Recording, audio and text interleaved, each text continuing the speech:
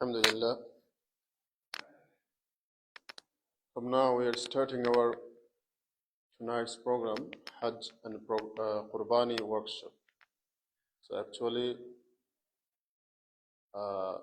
today we passed 6th of Dhul-Hijjah. Tonight starting 7th of Dhul-Hijjah. The Hajj activities is starting inshallah from 8th of Dhul-Hijjah. And Wednesday we have Eid al-Adha. So this is the important thing, especially Qurbani. We are here, everybody had, mashallah, Qurbani. So we need to learn some rules about it. Also, Hajj is going on, but a lot of us didn't get a chance to make Hajj. So we should, especially our kids, they have to know what's the virtue of Hajj and what's the ruling of Hajj and what's the activities of Hajj. Inshallah, we have our guest, Mufti Zakaria Mayman. He's the beloved son of Sheikh Ibrahim Mayman Madani Hafidahullah, and also Imam of Jami Masjid Buffalo, also teacher of Darul Ulum Al Madani Buffalo. So before we start our topic, so we have some kids, mashallah. So they want to recite some Quran. So first I want to call Arhan Arman. He's our so little kid. So when I read some surah. So sit down here.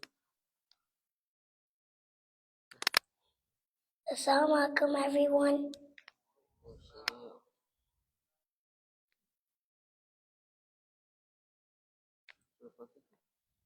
Alhamdulillahi Rabbil Alameen, Rahman Rahim, Maliki Yawmiddin, Iyyaka na'budu wa iyyaka nasta'in, Ihdina siratal mustaqim, siratal ladzina an'amta 'alaihim, ghayril maghdubi 'alaihim waladdallin. Amin. MashaAllah, MashaAllah. Jazakallah.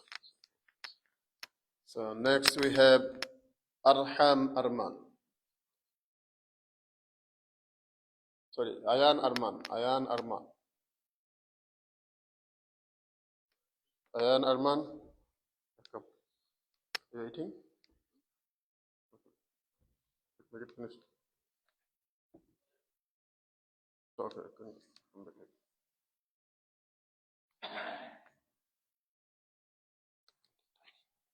Ready?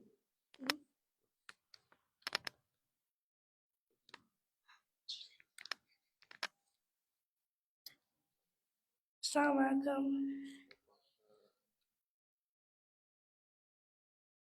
Bismillahirrahmanirrahim.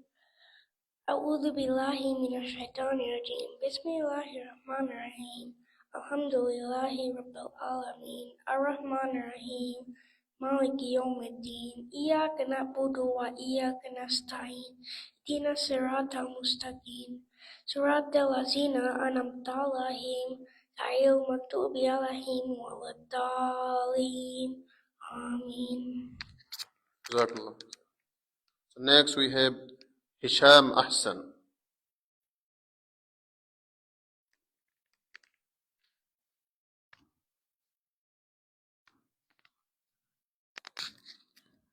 Assalamu alaikum wa rahmatullahi wa barakatuh.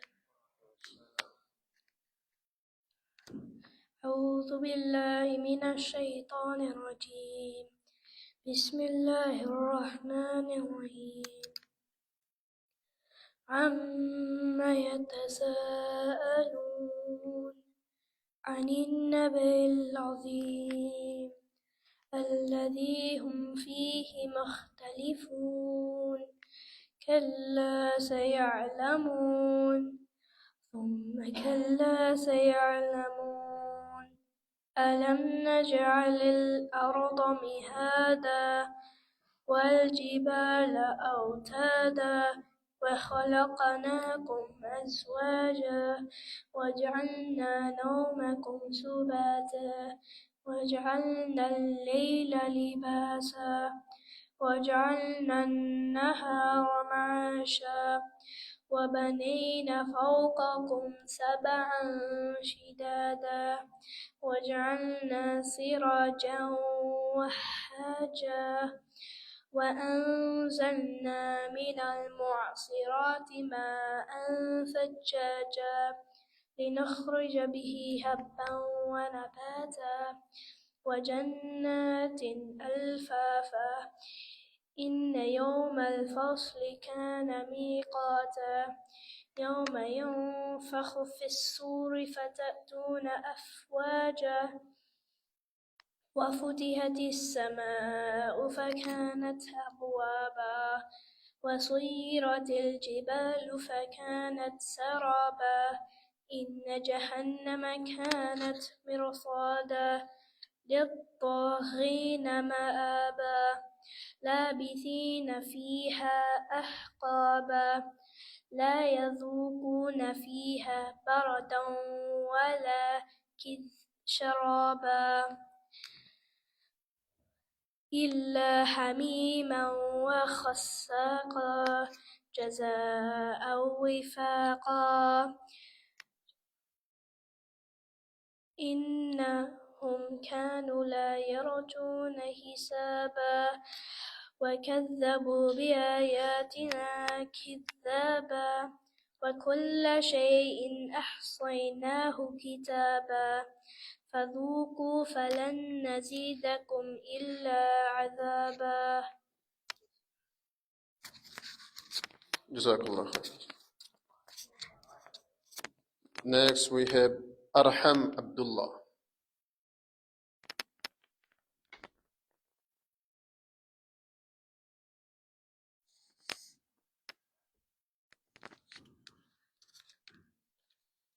السلام عليكم. أعوذ بالله من الشيطان الرجيم. بسم الله الرحمن الرحيم. الرحمن علم القرآن خلق الإنسان علمه البيان الشمس والقمر بحسبان والنجم والشجر يسجدان والسماء رفعها ووضع الميزان ألا تطغوا في الميزان وأقيموا الوزن بالقسط ولا تخسروا الميزان والأرض وضعها للأنام فيها فاكهة والنخل ذات الأكمام والحب ذو العصف والريحان فبأي آلاء ربكما تكذبان. ما شاء الله. جزاك الله خير. Next we have Ayan Alam.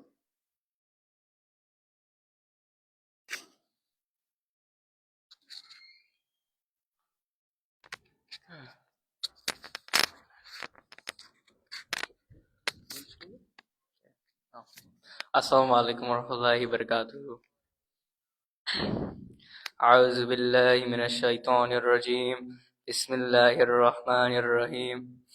الرحمن علم القرآن خلق الإنسان علمه البيان الشمس والقمر بحسبان والنجم والشجر يسجدان والسماء رفعها ووضع الميزان ألا تطغوا في الميزان وأقيموا الوزن بالقسط ولا تكسروا الميزان والأرض وضعها للأنام فيها فاكهة والنخل ذات الأكمام والحب ذو العصف والريحان فبأي آلاء ربكما تكذبان خلق الإنسان من صلصال كالفخار وخلق الجن من مارج من نار فبأي آلاء ربكما تكذبان رب المشرقين ورب المغربين فبأي آلاء ربكما تكذبان مرج البحرين يلتقيان بينهما برزخ لا يبغيان فبأي آلاء ربكما تكذبان يخرج منهما اللؤلؤ والمرجان فبأي آلاء ربكما تكذبان وله الجوار المنشعة في البحر كالأعلام فبأي آلاء ربكما تكذبان.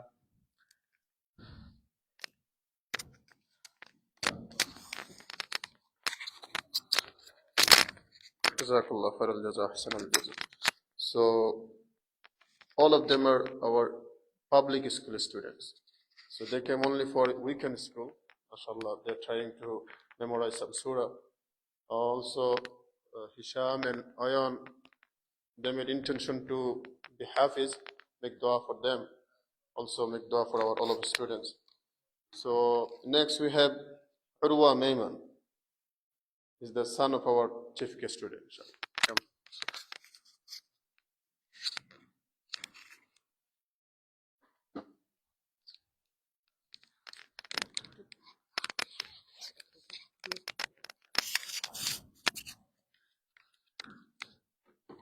السلام عليكم ورحمة الله وبركاته.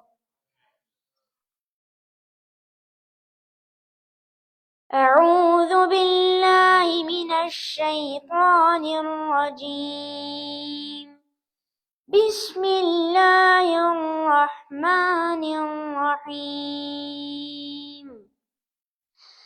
سبح اسم ربك الأعلى الذي خلقك فسوى والذي قدر فهدى والذي أخرج المرعى فجعله غثاء أحوى سنقرئك فلا تنسى إلا ما شاء الله إنه يعلم الجهر وما يخفى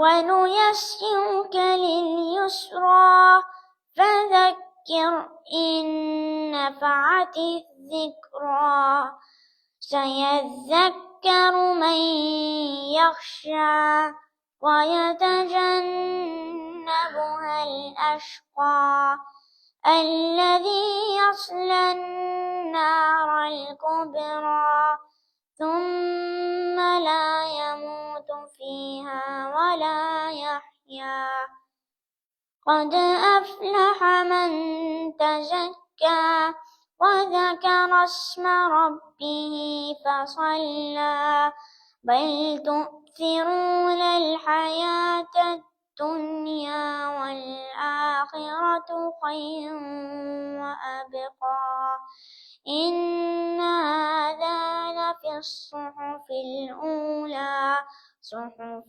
إبراهيم وموسى صدق الله العظيم. السلام عليكم ورحمة الله وبركاته. Jazakallah khair al-jaza, ahsan al-jaza. So inshallah we have our guest Mufti Zakaria Mayman. Inshallah we'll start that his topic was Hajj virtues and activities.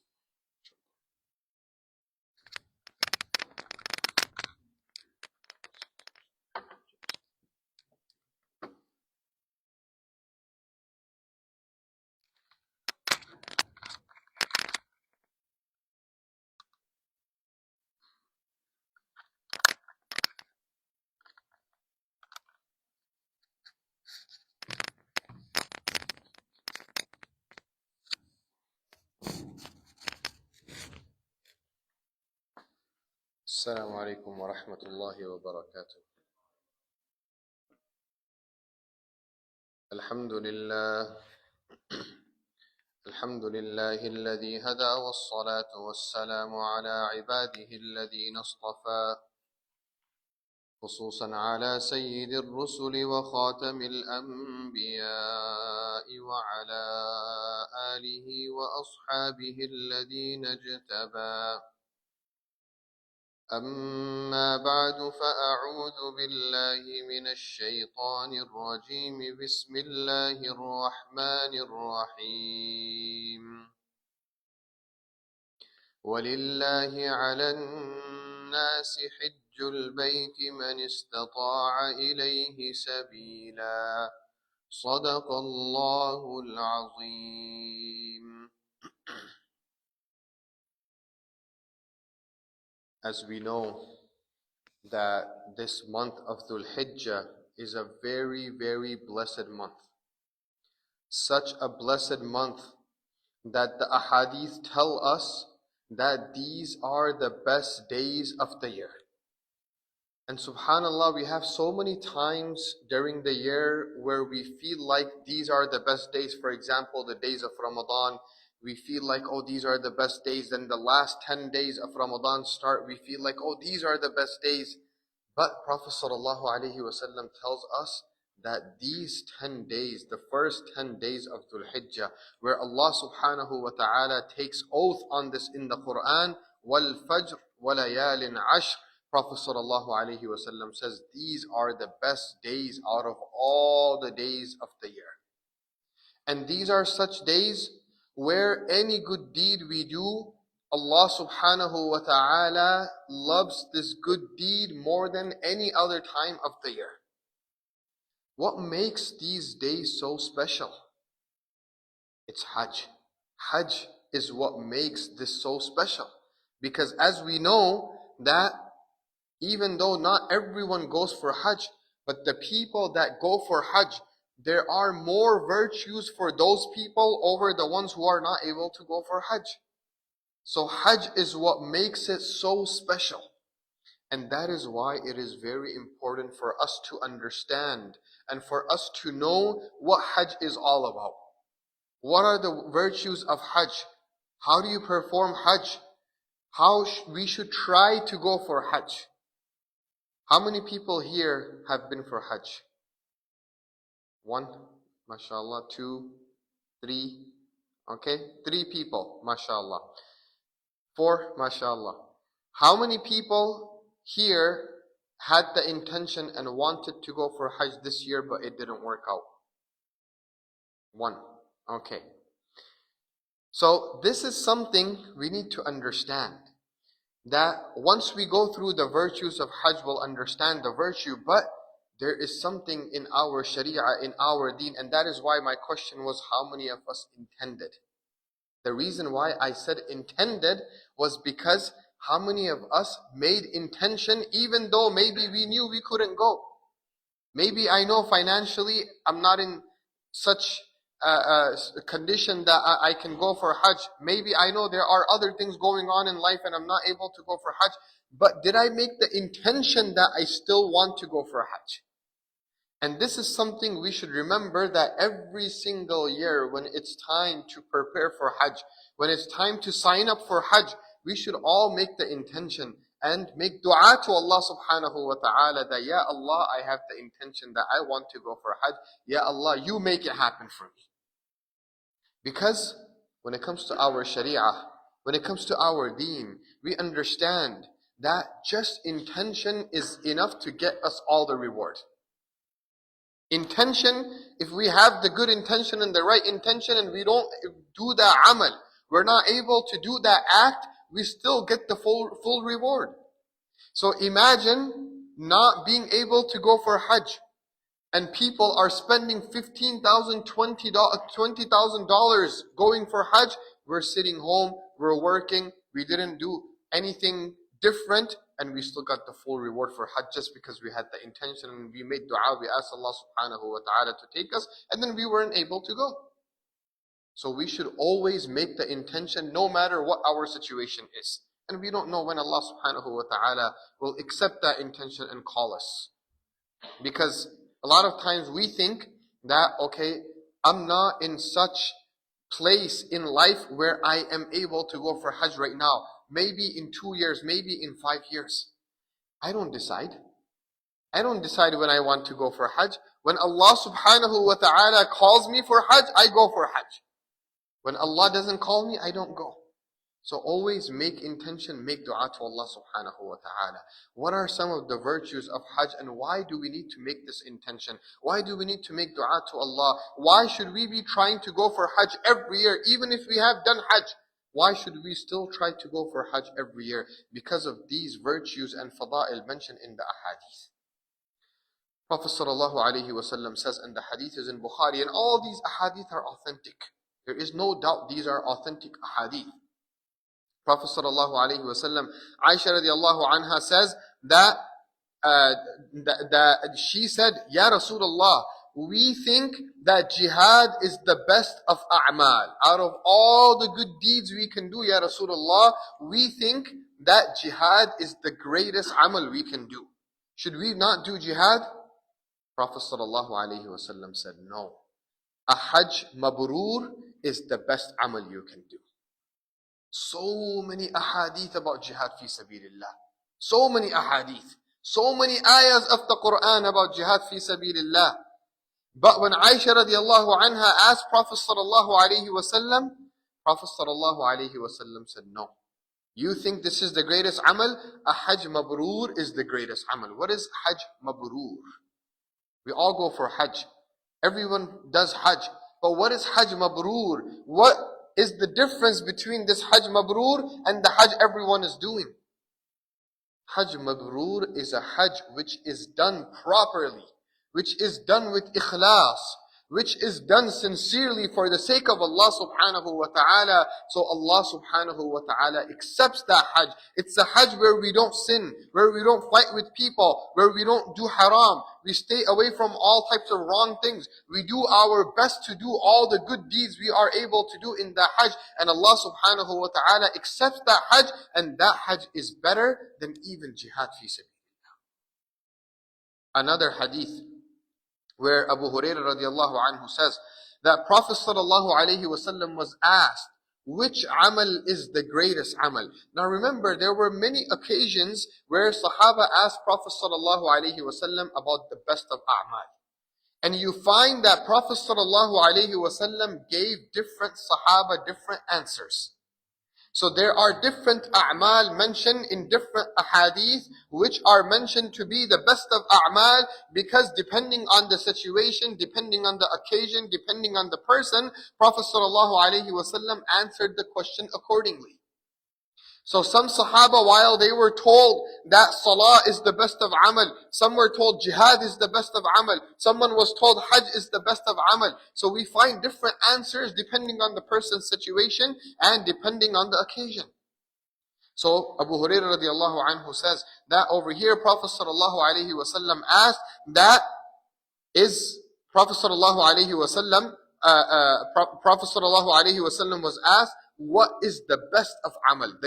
What is the amal which has the greatest virtue? Prophet sallallahu alaihi wasallam said, to believe in Allah and in His Messenger sallallahu alaihi wasallam. Of course, without that there is nothing. That's the first step. We can do Hajj, but if we don't believe in Allah and Messenger sallallahu alaihi wasallam, there is no Hajj. So the first thing, iman in Allah and Prophet sallallahu alaihi wasallam. Then Prophet sallallahu alaihi wasallam was asked, okay, after that, Ya Rasulullah, what is the best amal? Prophet sallallahu alaihi wasallam said, jihad fi sabilillah.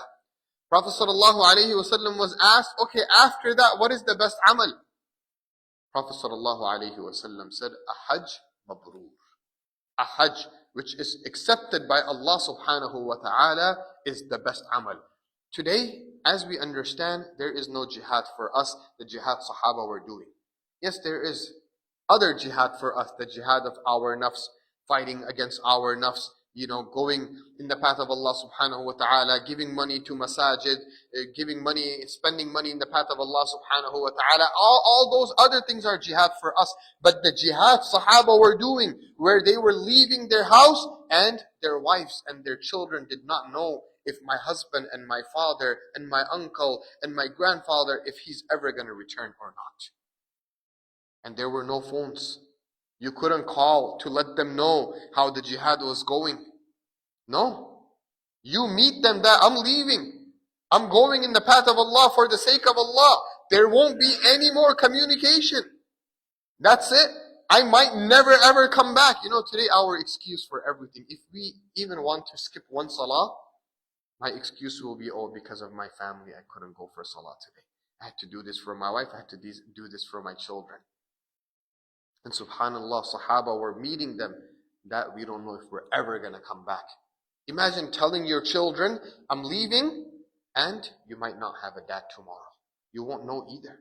You won't know for a while. We're going somewhere so far. And if I become shaheed, you won't find out. When everyone comes back after the jihad is over, they're going to come tell you that your husband is not coming back. Your father is not coming back.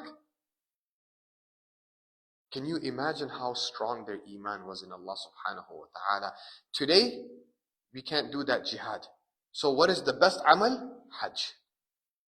And we don't even try to do Hajj anymore. We say, you know what, $15,000? Too expensive.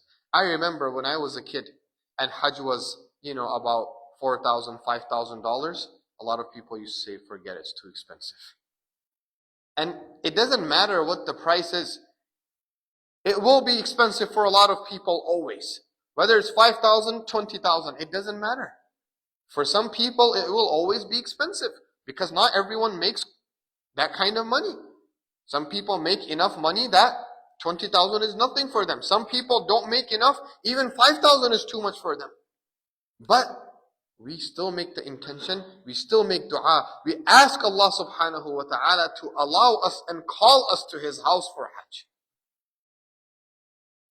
There's another hadith where Prophet sallallahu alaihi wasallam says that whoever goes for Hajj and this person does not commit any sin, this person does not fight, this person does not do anything wrong in this Hajj, then this person will return from the Hajj like the day this person was when this person was born, free of all sins. The day you're born, you are the purest, the cleanest. You've never heard anything wrong. You've never seen anything wrong. You're just born. You just came into this world, a very pure soul. And imagine you come back from Hajj and you're as pure as that child that is just born right now. Just because you did Hajj properly. And subhanAllah, people who go for Hajj, we think it's easy. Oh, the hadith says don't fight, don't commit sin. Yeah, no problem. I don't need to fight with anyone. I'm going for Hajj. SubhanAllah, the fights you see in Hajj, amazing. Amazing. I remember once when I went for Hajj, the food was delayed a little bit. And as soon as they announced that food is going to be delayed a little bit, the whole tent, it was chaos. Everyone's yelling, everyone's fighting. The woman came to the men's tent. The men started going outside and they're all fighting with each other. And then finally when the food came, they said, okay, we're going to make lines. So these people are going to go first. Then these people are going to go. And everyone starts yelling. Oh, first you make us wait. Now you put us in the second group. And everyone's fighting with each other. It's so easy to fight with people because why? When you're with a lot of people, if I'm sitting in my room and I'm not seeing anyone, I'm not meeting people, who am I going to fight with? Nobody. How many people are going for Hajj every year? Only Allah knows. Only Allah knows. We know the number is extremely high. How many people, how many Hujjaj go every single year for Hajj? Of course, when you're with that many people, there are going to be things you're not going to like. There are going to be things that will not go your way. You're sleeping. The person next to you on one side, you're fine with him, but the other side, you're not fine with him. Hey, you snore too much. Now, what can I do? I'm sleeping. I don't care. Go somewhere else.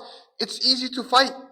It's so easy to fight. The more people you're with, the more chances of you fighting. But Prophet sallallahu alaihi wasallam, that's why he tells us no fighting in Hajj. No fighting in Hajj. Make some sacrifices. It's okay. Things won't always go the way I want. But they don't have to. They don't have to. I have to learn how to live with everything. Same happens when we go to the masjid. We go to the masjid every day. There is a chance you're going to get into a fight with someone at the masjid someday. Why? Because you're meeting people. And everybody has husband and wife fight. They live together, they fight. So of course there is a higher chance that you're going to fight with someone you don't have any love for. The person you have the most love for, you fight with them. Prophet sallallahu alaihi wasallam is saying, these few days of Hajj, control yourself. Control yourself. And when we try to control ourselves in those days of Hajj, we learn how to control ourselves the rest of the year. Hajj time, we don't control ourselves. Ramadan cannot pass by without me sinning. I have to sin in the month of Ramadan. I'm so used to, I'm sinning the whole year. How can I not sin in the month of Ramadan? Ramadan cannot pass by without me sinning. How am I supposed to control my nafs the rest of the year? When am I going to learn? When am I going to tell my nafs that sometimes I'm not going to satisfy you? And you have to live with that. You want me to sin. You want me to do wrong. I won't do it. This is the time to learn. And even though we're not able to go for Hajj, Prophet ﷺ told us, you are still in the best days of the year. If you are still in the best days of the year, then control yourself. Do extra a'mal. Do more good deeds. Stay away from sins. Stay away from wrong. Stay away from harming people. Stay away from fights. Stay away from all types of wrong things. You're still in the best days of the year. And what does Prophet ﷺ tell us about a Hajj which is mabrur, which is accepted by Allah subhanahu wa ta'ala? Prophet ﷺ says that a Hajj mabrur, there is nothing Allah subhanahu wa ta'ala will give to that person whose Hajj is mabrur except Jannah.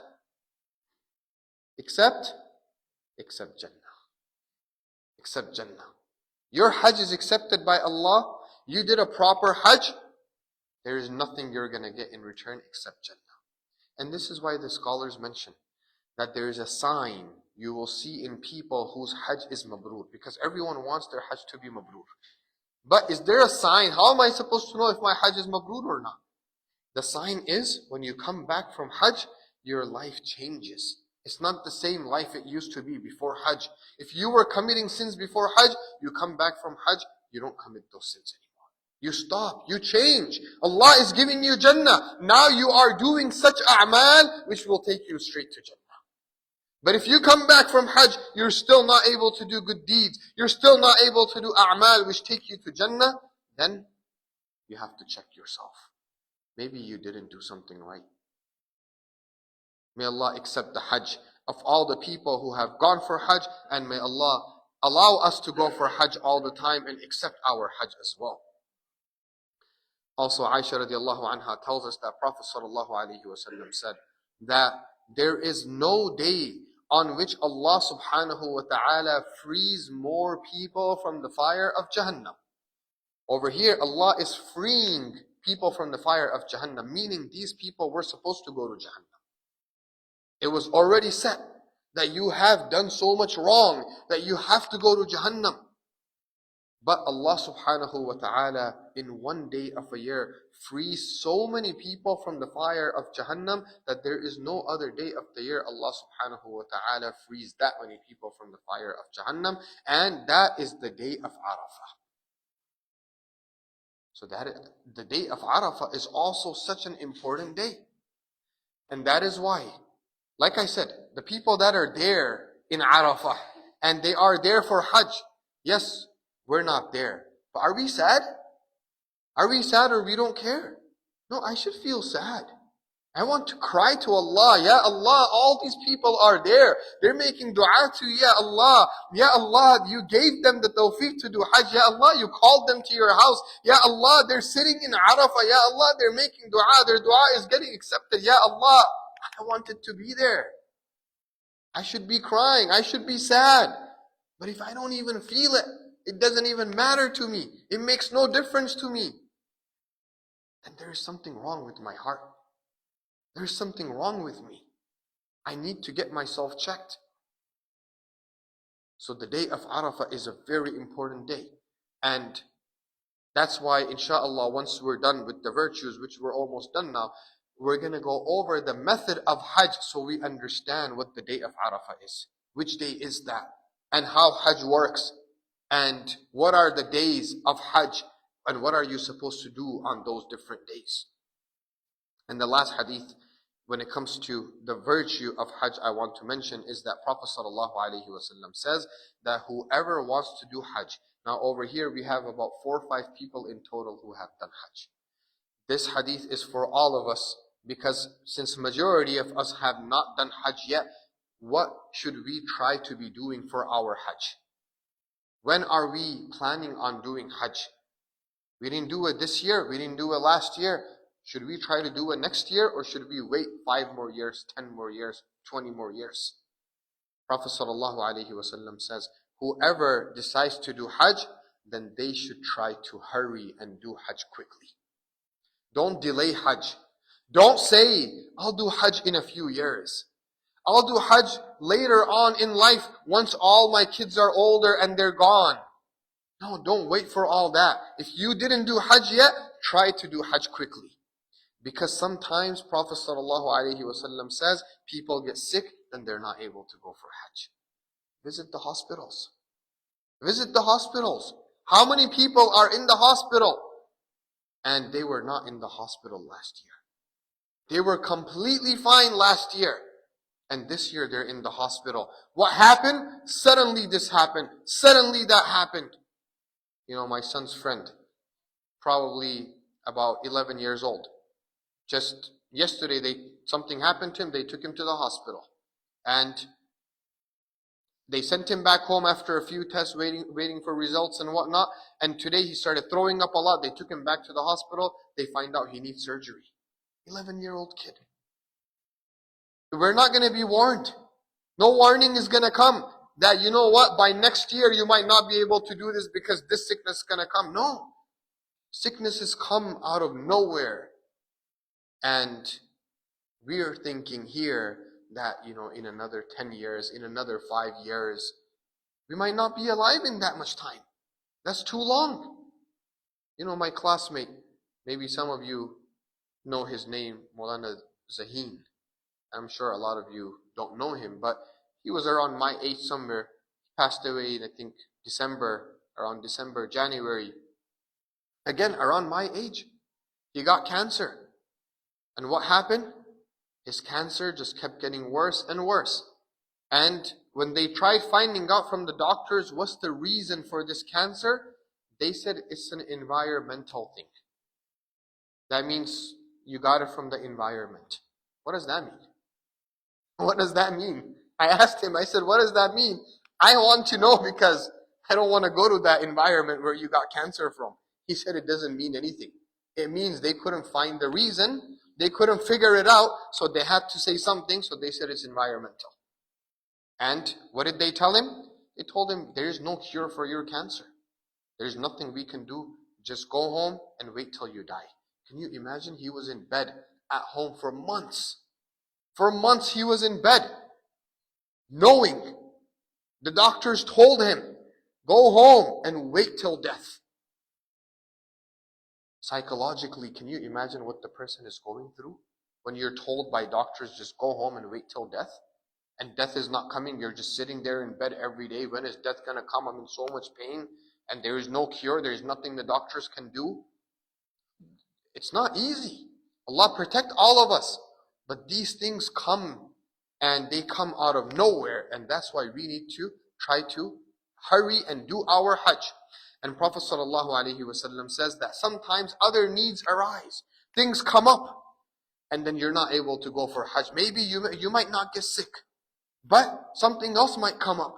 Something else happened in the family. You were doing very well financially. And suddenly you lost so much money. Your investment went bad. Anything can happen anytime. And you might not be able to go for Hajj. When you're able to go, take advantage of that time. And take the chance and go for Hajj. Now, when it comes to Hajj, what is the method of Hajj? I'm sure a lot of us know a little bit about Hajj, but I'll tell you one thing, that once I'm done explaining the method of Hajj, most of you will probably forget the next day what that method was. Because Hajj is one of those things that until you don't do it a few times, you don't really understand it properly. Once you do it once Okay, now you have an idea. Second time, third time, fourth time, fifth time, and then you finally understand how everything in Hajj works. Because it's something we only do once in our life, we just forget about it completely. It's like janazah salah. You know, over here, we don't have janazah every day. We forget how to pray janazah. And then you go for umrah, and then you have to remember how to pray janazah, and then you don't forget, because there after every salah, almost every day after every salah, there is janazah. So you don't forget. So anyways, when it comes to Hajj, there are a few things we need to remember. The first thing is that Hajj days start from the 8th of Dhul Hijjah. From the 8th. What day is that right now? No. 8th, what day is it going to be? Monday. Because we pray Eid on Wednesday, which is according to the Arabic date, 10th, right? So 10th of Dhul Hijjah is Eid. If you remember that, then it's easier to remember other things. That 10th of Dhul Hijjah is always Eid. So now, Hajj starts how many days before Eid? 2 days. 8th of Dhul Hijjah. 8th of Dhul Hijjah, you're already in Makkah before the 8th, and you're going to put your ihram on in Makkah, and then you go to Mina. On the 8th of Dhul Hijjah, you go to Mina. And once you go to Mina, now I'm not going to go into the details of how to wear ihram and how to make the intention for ihram and all that, because we just kind of want to briefly go over the method of Hajj to get a basic understanding of how Hajj works. So once you have the ihram on, you go to Mina. And once you go to Mina, you spend the day in Mina, the entire day of the 8th of Dhul Hijjah, you're going to spend in Mina. Now, the next day is the 9th of Dhul Hijjah, which is the day before Eid. Because we're doing Eid the day before Eid. The day before Eid, morning, after Fajr, you leave Mina and you go to Arafah. You go to Arafah from Mina. So, the hadith tells us that the day of Arafah, is such a day that there is no day of the year when more people are freed from the fire of Jahannam than the day of Arafah. What day is that now? The 9th of Dhul Hijjah. And the 9th of Dhul Hijjah, after Fajr, you are going to go to Arafah. You spend the day in Arafah. Those who are not in Arafah, we are here. What are we doing on the 9th of Dhul Hijjah? We're fasting, number 1. And number 2, yes, mashallah, there is one brother, you've done Hajj before? He hasn't done Hajj, but he knows it better than me. So, you do the takbirat as well. That's the day you start the takbirat. After you've gone to Arafah, you spend the day in Arafah. And when you spend the day in Arafah, as we know, when you're in Hajj, when you're in Arafah, your du'as are getting accepted. And you want to make sure that you do not waste time in Arafah. Because a lot of people, because you meet new people, you're trying to get to know each other. You met people you haven't met in 10 years, in 20 years. Everyone, let's talk, let's catch up. We haven't seen each other in years. But that's not the day and time to catch up. You want to catch up? Go back home and meet each other and catch up. Over here, make dua. Over here, connect yourselves to Allah subhanahu wa ta'ala.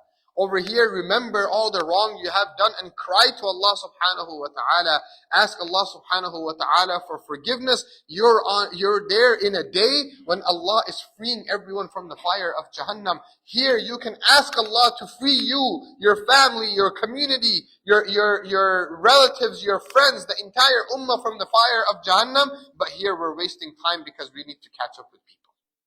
It's not the day to catch up with people. And yes, even though we didn't get to go for Hajj, but we'll still ask Allah subhanahu wa ta'ala and make dua on the 9th of Dhul Hijjah while we're fasting here. will make dua to Allah subhanahu wa ta'ala, Ya Allah, I couldn't be there. But Ya Allah, here I am. I'm still making dua to you, Ya Allah. Ya Allah, you still free me from the fire of Jahannam, even though I'm not in Hajj, but I'm here making dua to you, Ya Allah.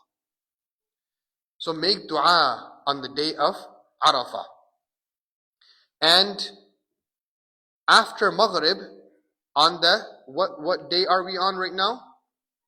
The 9th of Dhul Hijjah. Because after Fajr we went to Arafah. From Fajr till Maghrib. After Maghrib, meaning after sunset. After sunset, when Maghrib time comes in, you leave Arafah and you go to Muzdalifah. And Muzdalifah is where you pray Maghrib and Isha, both salahs together. Pray Maghrib and Isha salah both together. Why do we mention this specifically? Because the reason why it is mentioned specifically over here, it kind of shows that it's not something that's supposed to be done outside of this time. That's why it's specifically mentioned for this time. You pray these two salahs together. I know we're living in times where everyone prays all salahs together. People, before they go to bed, Fajr, Zuhr, Asr, Maghrib, Isha, Allahumma bismika mutu wahya. But no, even the salahs people are combining, is specifically mentioned to combine over there, because you're not supposed to be combining the rest of the year, but combine it here. Anyways, that's not our topic. And you spend the night in Muzdalifah. You pray Fajr the next day. The next day is what? 10th. So 8th of Dhul Hijjah we went to Mina. 9th of Dhul Hijjah we went to Arafah. From Fajr till Maghrib. And then Maghrib time came in, we went to Muzdalifah. Muzdalifah, we're going to spend the night. Now is the 10th of Dhul Hijjah. On the 10th of Dhul Hijjah, Fajr time comes in, you pray Fajr in the beginning time. Early time you pray Fajr, you make dua after Fajr, and then before sunrise, you leave Muzdalifah. And you go back to Mina. Go back to Mina. Yes, because you have to do Jamarat. What is Jamarat? Stoning Shaitan. So because you have to stone Shaitan, it is good to take the stones from Muzdalifah. Where in Muzdalifah, I don't know how it is now. I haven't been in, I think the last time I went was probably 2016. But I know everything has changed. But back then, until recently, Muzdalifah was just open ground. You're not getting a hotel, you're not getting a tent, you're not getting anything. Take your sleeping bag, go sleep on the dirt. And that same dirt, you dig up a little bit, you'll find pebbles. You collect those pebbles, those are the same pebbles you're going to use for stoning Shaitan. And Jamarat is where?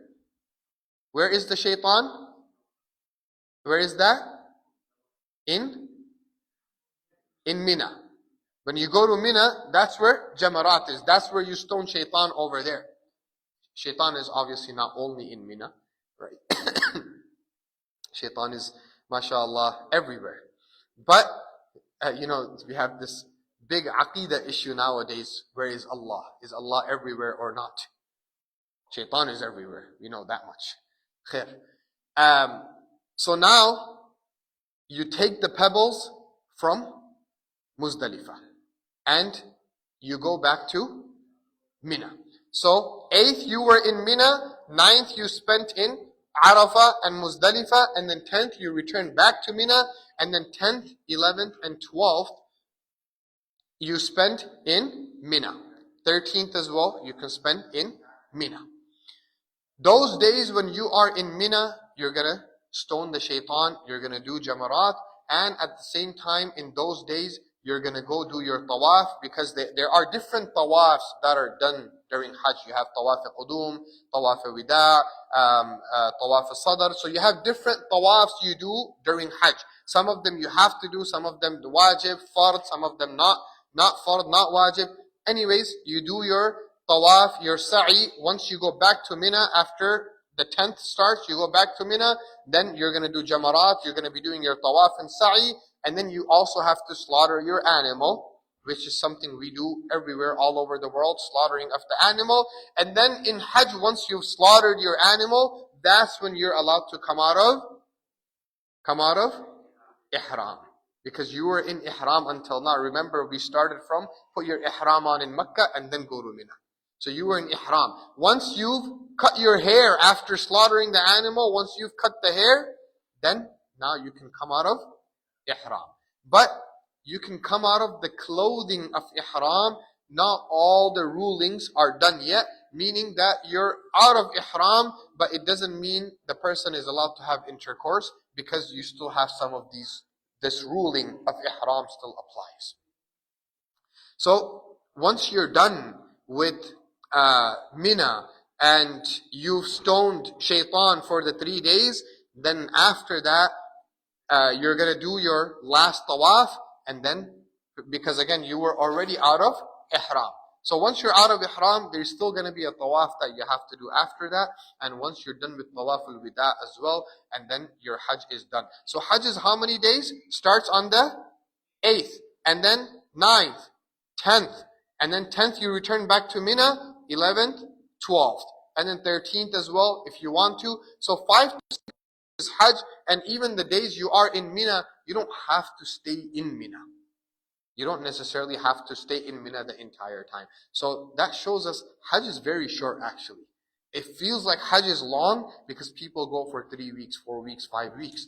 But hajj itself is not even 1 week long. It's between 5 to 6 days. Now that we understand how hajj is done, the intention we all want to make right now in this moment is that, Ya Allah, next year we all have the intention that we're all gonna go for hajj. Insha'Allah. And Ya Allah, you're gonna take me. Ya Allah, you're gonna call me to your house. Ya Allah, you're gonna figure out how to take me, because I know my situation. I can't go. But I'm gonna leave it up to you, and the way you have always taken care of me, you take me for hajj. And if Allah takes us, alhamdulillah. If Allah doesn't take us, alhamdulillah. We left it up to Allah. Allah knows what's best for us. But now we make the intention that we understood how hajj is done. We understand the virtues of hajj. And this is a virtue we never ever want to miss, where a person who does hajj which is mabrur and accepted by Allah subhanahu wa ta'ala, there is nothing for this person except Jannah. And the person is free from all sins. We ask Allah subhanahu wa ta'ala to give us tawfiq to do hajj mabrur. We ask Allah subhanahu wa ta'ala to give us the tawfiq that even though we're here right now, Allah gives us the tawfiq to do good deeds, to do good a'mal, and to still take advantage of these best days of the year. And on the day of Arafah, on the 9th of Dhul Hijjah, we ask Allah to give us tawfiq to fast. Tuesday is going to be that day. We fast, and we ask Allah subhanahu wa ta'ala to give us tawfiq to do more good deeds on that day than any other day of the year. And remember, there is one more day. We think the first 10 days of Dhul Hijjah are the best, and that's it. But after the 10th of Dhul Hijjah, there is one hadith which also talks about the next day of Eid. The next day of Eid, which is the 11th of Dhul Hijjah, which is also a really, really important day, and a day where we need to worship Allah subhanahu wa ta'ala more. We ask Allah subhanahu wa ta'ala for tawfiq. Wa sallallahu tabaraka wa ta'ala ala khayri khalqihi Sayyidina Muhammad wa ala alihi wa ashabihi ajma'in. Ameen ya Rabbal Alamin.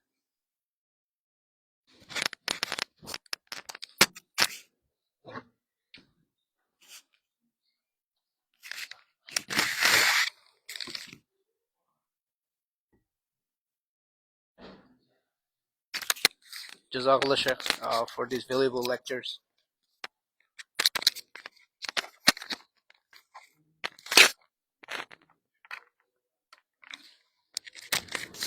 Jazakallah Shaykh for these valuable lectures. Alhamdulillah, we learned a lot about Hajj activities. At this point, I will invite Hafiz Yusuf. We'll hear some recitation from him, inshallah. Hafiz Yusuf, sir.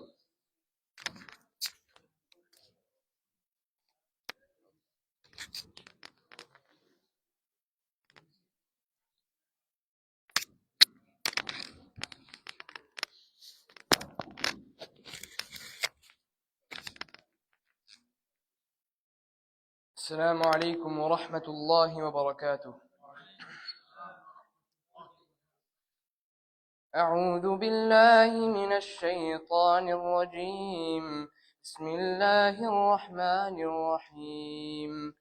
والنجم إذا هوى ما ضل صاحبكم وما غوى وما ينطق عن الهوى إن هو إلا وحي يوحى علمه شديد القوى ذو مرة فاستوى وهو بالأفق الأعلى ثم دنا فتدلى فكان قاب قوسين أو أدنى فأوحى إلى عبده ما أوحى ما كذب الفؤاد ما رأى أفتمارونه على ما يرى ولقد رآه نزلة أخرى عند سدرة المنتهى عندها جنة المأوى إذ يغشى السدرة ما يغشى ما زاغ البصر وما طغى لقد رأى من آيات ربه الكبرى أفرأيتم اللات والعزى ومناة الثالثة الأخرى ألكم الذكر وله الأنثى تلك إذا قسمة ضيزى إن هي إلا أسماء سميتموها أنتم وآباؤكم ما أنزل الله بها من سلطان إن يتبعون إلا الظن وما تهوى الأنفس ولقد جاءهم من ربهم الهدى أم للإنسان ما تمنى فلله الآخرة والأولى صدق الله العظيم. السلام عليكم ورحمة الله وبركاته. Jazakumullah, Hafiz Yusuf Sahib. Alhamdulillah, at this point, we'll invite our respected Imam of Muslim Community Center of Western New York, Mufti Abdul Hamid Saqib Sahib. Inshallah, he will go over the Qurbani rulings. Mufti Sahib, I can invite you, please.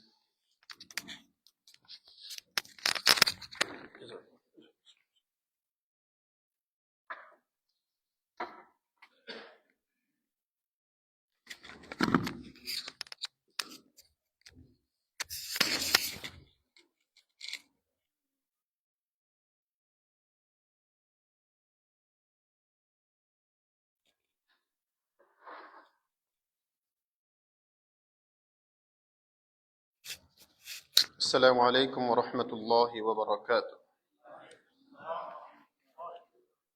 نحمده ونصلي على رسوله الكريم أما بعد فأعوذ بالله من الشيطان الرجيم بسم الله الرحمن الرحيم لن ينال الله لحومها ولا دماؤها ولكن يناله التقوى منكم كذلك سخرها لكم لتكبروا الله على ما هداكم وبشر المحسنين صدق الله العظيم. اللهم صل على محمد وعلى آل محمد كما صليت على إبراهيم وعلى آل إبراهيم إنك حميد مجيد. اللهم بارك على محمد وعلى آل محمد كما باركت على إبراهيم وعلى آل إبراهيم إنك حميد مجيد. আমার মনে হয় সবাই বাংলাদেশ তো বাংলায় চলো। আলহামদুলিল্লাহ, আল্লাহ পাকের মেহেরবানি আমরা কুরবানির অতি কাছেই চলে আসছি। কুরবানি বিষয়ক কমন অনেক বিষয় সবার জানা আছে, তো আমার মনে হচ্ছে সময়টা এত বিশাল না যে বিস্তারিত সব আলোচনা করি। ইনশাআল্লাহ আমরা আরেক পদ্ধতিতে আলোচনা করব, এটা হচ্ছে আমাদের এখানকার খুব ইম্পর্টেন্ট কিছু বিষয়। এই মুহূর্তে আর কার উপর কুরবানি ওয়াজিব এগুলো বলে তো আর লাভ নাই, অলমোস্ট সবাই কিনেই ফেলছে। শুধুমাত্র এতটুকু বলতে চাচ্ছি যে কারো সেভিং এ যদি কুরবানির দিন ফজর থেকে নিয়ে 12 তারিখের মাগরিব পর্যন্ত, কুরবানির দিন ফজর থেকে নিয়ে 12 তারিখের মাগরিব পর্যন্ত যদি কারো কাছে $1500 মতো সেভিং থাকে, এই টাকা লাগবে না, বরং আপনার অতিরিক্ত $1500 কোনো কিছু আছে, যেমন ধরেন প্রয়োজনের অতিরিক্ত টাকা আছে, স্বর্ণ আছে, রূপা আছে, অথবা প্রয়োজনের অতিরিক্ত অন্যান্য কোনো সম্পদ আছে, কোরবানিতে এগুলো কিন্তু কাউন্ট হয়। জাস্ট $1500 সবারই আছে, এখানে কেউ নেই এমন যে $1500 কিছু নাই। তো হ্যাঁ, প্রয়োজনের অতিরিক্ত হওয়া উচিত। যদি এরকম থাকে আপনার উপর কোরবানি ওয়াজিব। এখন আপনাকে আমাদের মাযহাব অনুযায়ী অর্থাৎ হানাফি মাযহাবের সিদ্ধান্ত হচ্ছে কোরবানি ওয়াজিব। অন্যান্য মাযহাবে ওনারা একটু শিথিলতা করেন, বাট হানাফি মাযহাবে কঠিনভাবে ওয়াজিব বলা হয়। রাসূলুল্লাহ সাল্লাল্লাহু আলাইহি ওয়াসাল্লাম একটা হাদিসে ধমক দিয়েছেন, মান ওয়াজাদা সাআতান লিআন ইউদাহহিয়া ফালাম ইউদাহহি ফালা ইয়াহদুর মুসাল্লানা। কারো সক্ষমতা আছে কোরবানি করার, কিন্তু সে করতেছে না, রাসূল বলেন সেজন্য আমাদের ঈদগাহে না আসে। এই ধমকের দিকে তাকাইয়া আমাদের হানাফি ফুকাহায়ে কেরাম বলছেন কোরবানি করা হচ্ছে ওয়াজিব। আরো অনেক কিছু আছে, যাই হোক সহজে বললাম যে কার উপর কোরবানি ওয়াজিব, সময়সীমাটাও বলে দিলাম। আর নাবালিগের পক্ষ থেকে কোরবানি করা ওয়াজিব না, বরং মুস্তাহাব। কারো বাচ্চা আছে নাবালিগ, এখানে সাদাকাতুল ফিতরের বিষয়টা একটু ডিফারেন্ট। আপনার উপর যদি সাদাকাতুল ফিতর ওয়াজিব হয়, শুধু আপনার উপর না, আপনার নাবালিগ বাচ্চা এবং ডিজেবল বাচ্চা আছে যারা পরিবারের সদস্য, তাদের পক্ষ থেকেও সাদাকাতুল ফিতর আদায় করতে হয়। বাট কুরবানিতে শুধু আপনারটাই ওয়াজিব। হ্যাঁ, নাবালিগের পক্ষ থেকে আদায় করে নেওয়াটা মুস্তাহাব। মুস্তাহাব। আর ওকে, কুরবানি কোন কোন পশু দ্বারা কুরবানি করা যাবে? আজকে আমাদের এই উইকেন্ড ক্লাসে বাচ্চাদেরকে কুরবানির রুলিংস নিয়ে আলোচনা করতেছিলাম। তো একটা বাচ্চা খুব উৎসাহিত হয়েছে, মানে ওই যে ইব্রাহিম আলাইহিস সালাম, ইসমাইল আলাইহিস সালামের ঘটনা শুনে, যে উনার বিলাবেড বিষয়টাকে উনি কুরবানি করতে চাইছেন। তারপরে বলতেছে যে হুজুর, আমার কাছে একটা কাঠ আছে, আমি কি এটা কুরবানি করতে পারবো? এটা আমার বুঝছেন, বাচ্চা তো আর বুঝে না, মনে করতেছে সবচেয়ে প্রিয় যেটা এটা কুরবানি করতে হয়। আল্লাহ মাশাআল্লাহ বুঝতেছে যে এটা প্রিয় বিষয়টা কুরবানি করতে হবে। তো যাই হোক, তো কুরবানির কিছু পশু আছে, 6 ধরনের পশু থেকে কুরবানি করা যায়। একটা হচ্ছে গরু, আর একটা হচ্ছে মহিষ, একটা উট, আর ছাগল, বেড়া, দুম্বা। তো বয়স এর 3 প্রকার। উট যদি হয় তাহলে 5 বছর, নিম্নে 5 বছর বয়স হওয়া লাগবে। আর যদি গরু মহিষ হয় তাহলে নিম্নে 2 বছর, কোনো কনসিডার নেই। আর যদি ছাগল, দুম্বা অথবা বেড়া হয় তাহলে বয়স নিম্নে 1 বছর লাগবে, 1 বছর হওয়াই লাগবে। বাট ছাগল ছাড়া বাকি যে দুইটা আছে, বেড়া, দুম্বা, এগুলোতে একটু কনসিডার আছে। দেখতে যদিও 6 মাসের, নিম্নে 6 মাসের, বাট এত হৃষ্টপুষ্ট যে দেখতে মনে হয় 1 বছরের হয়ে গেছে।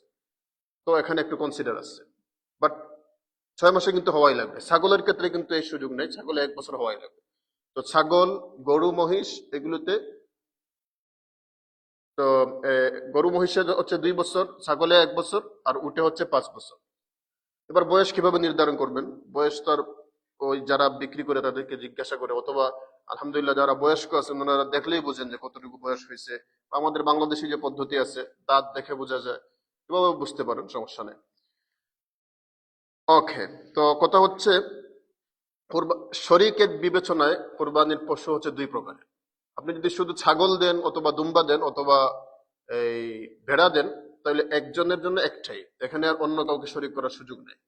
হ্যাঁ, এছাড়া যদি গরু মহিষ এগুলো দেন, তো এখানে আপনি চাইলে পুরো একটা গরু দিয়ে দিতে পারেন, পুরোটা সব আপনি পেয়ে যাবেন ইনশাআল্লাহ। বাট আপনি যদি মনে করেন যে না, আপনি আরো কাউকে শরীক করবেন, এখানে এই সুযোগটুকু আছে, এবং এই সুযোগটার লিমিটেশনও আছে, 7 পর্যন্ত শরীক করতে পারবে। বাট প্রত্যেকটা শরীক কিন্তু সমান সমান হতে হবে। এখানে এমন সুযোগ নাই যে আমি একটা শেয়ার নিলাম আর এর ভিতরে আমরা 2 জন মিলে গেলাম, এই সুযোগটা নাই কিন্তু। এবার এরকম করলে সবারটা বরবাদ হয়ে যাবে।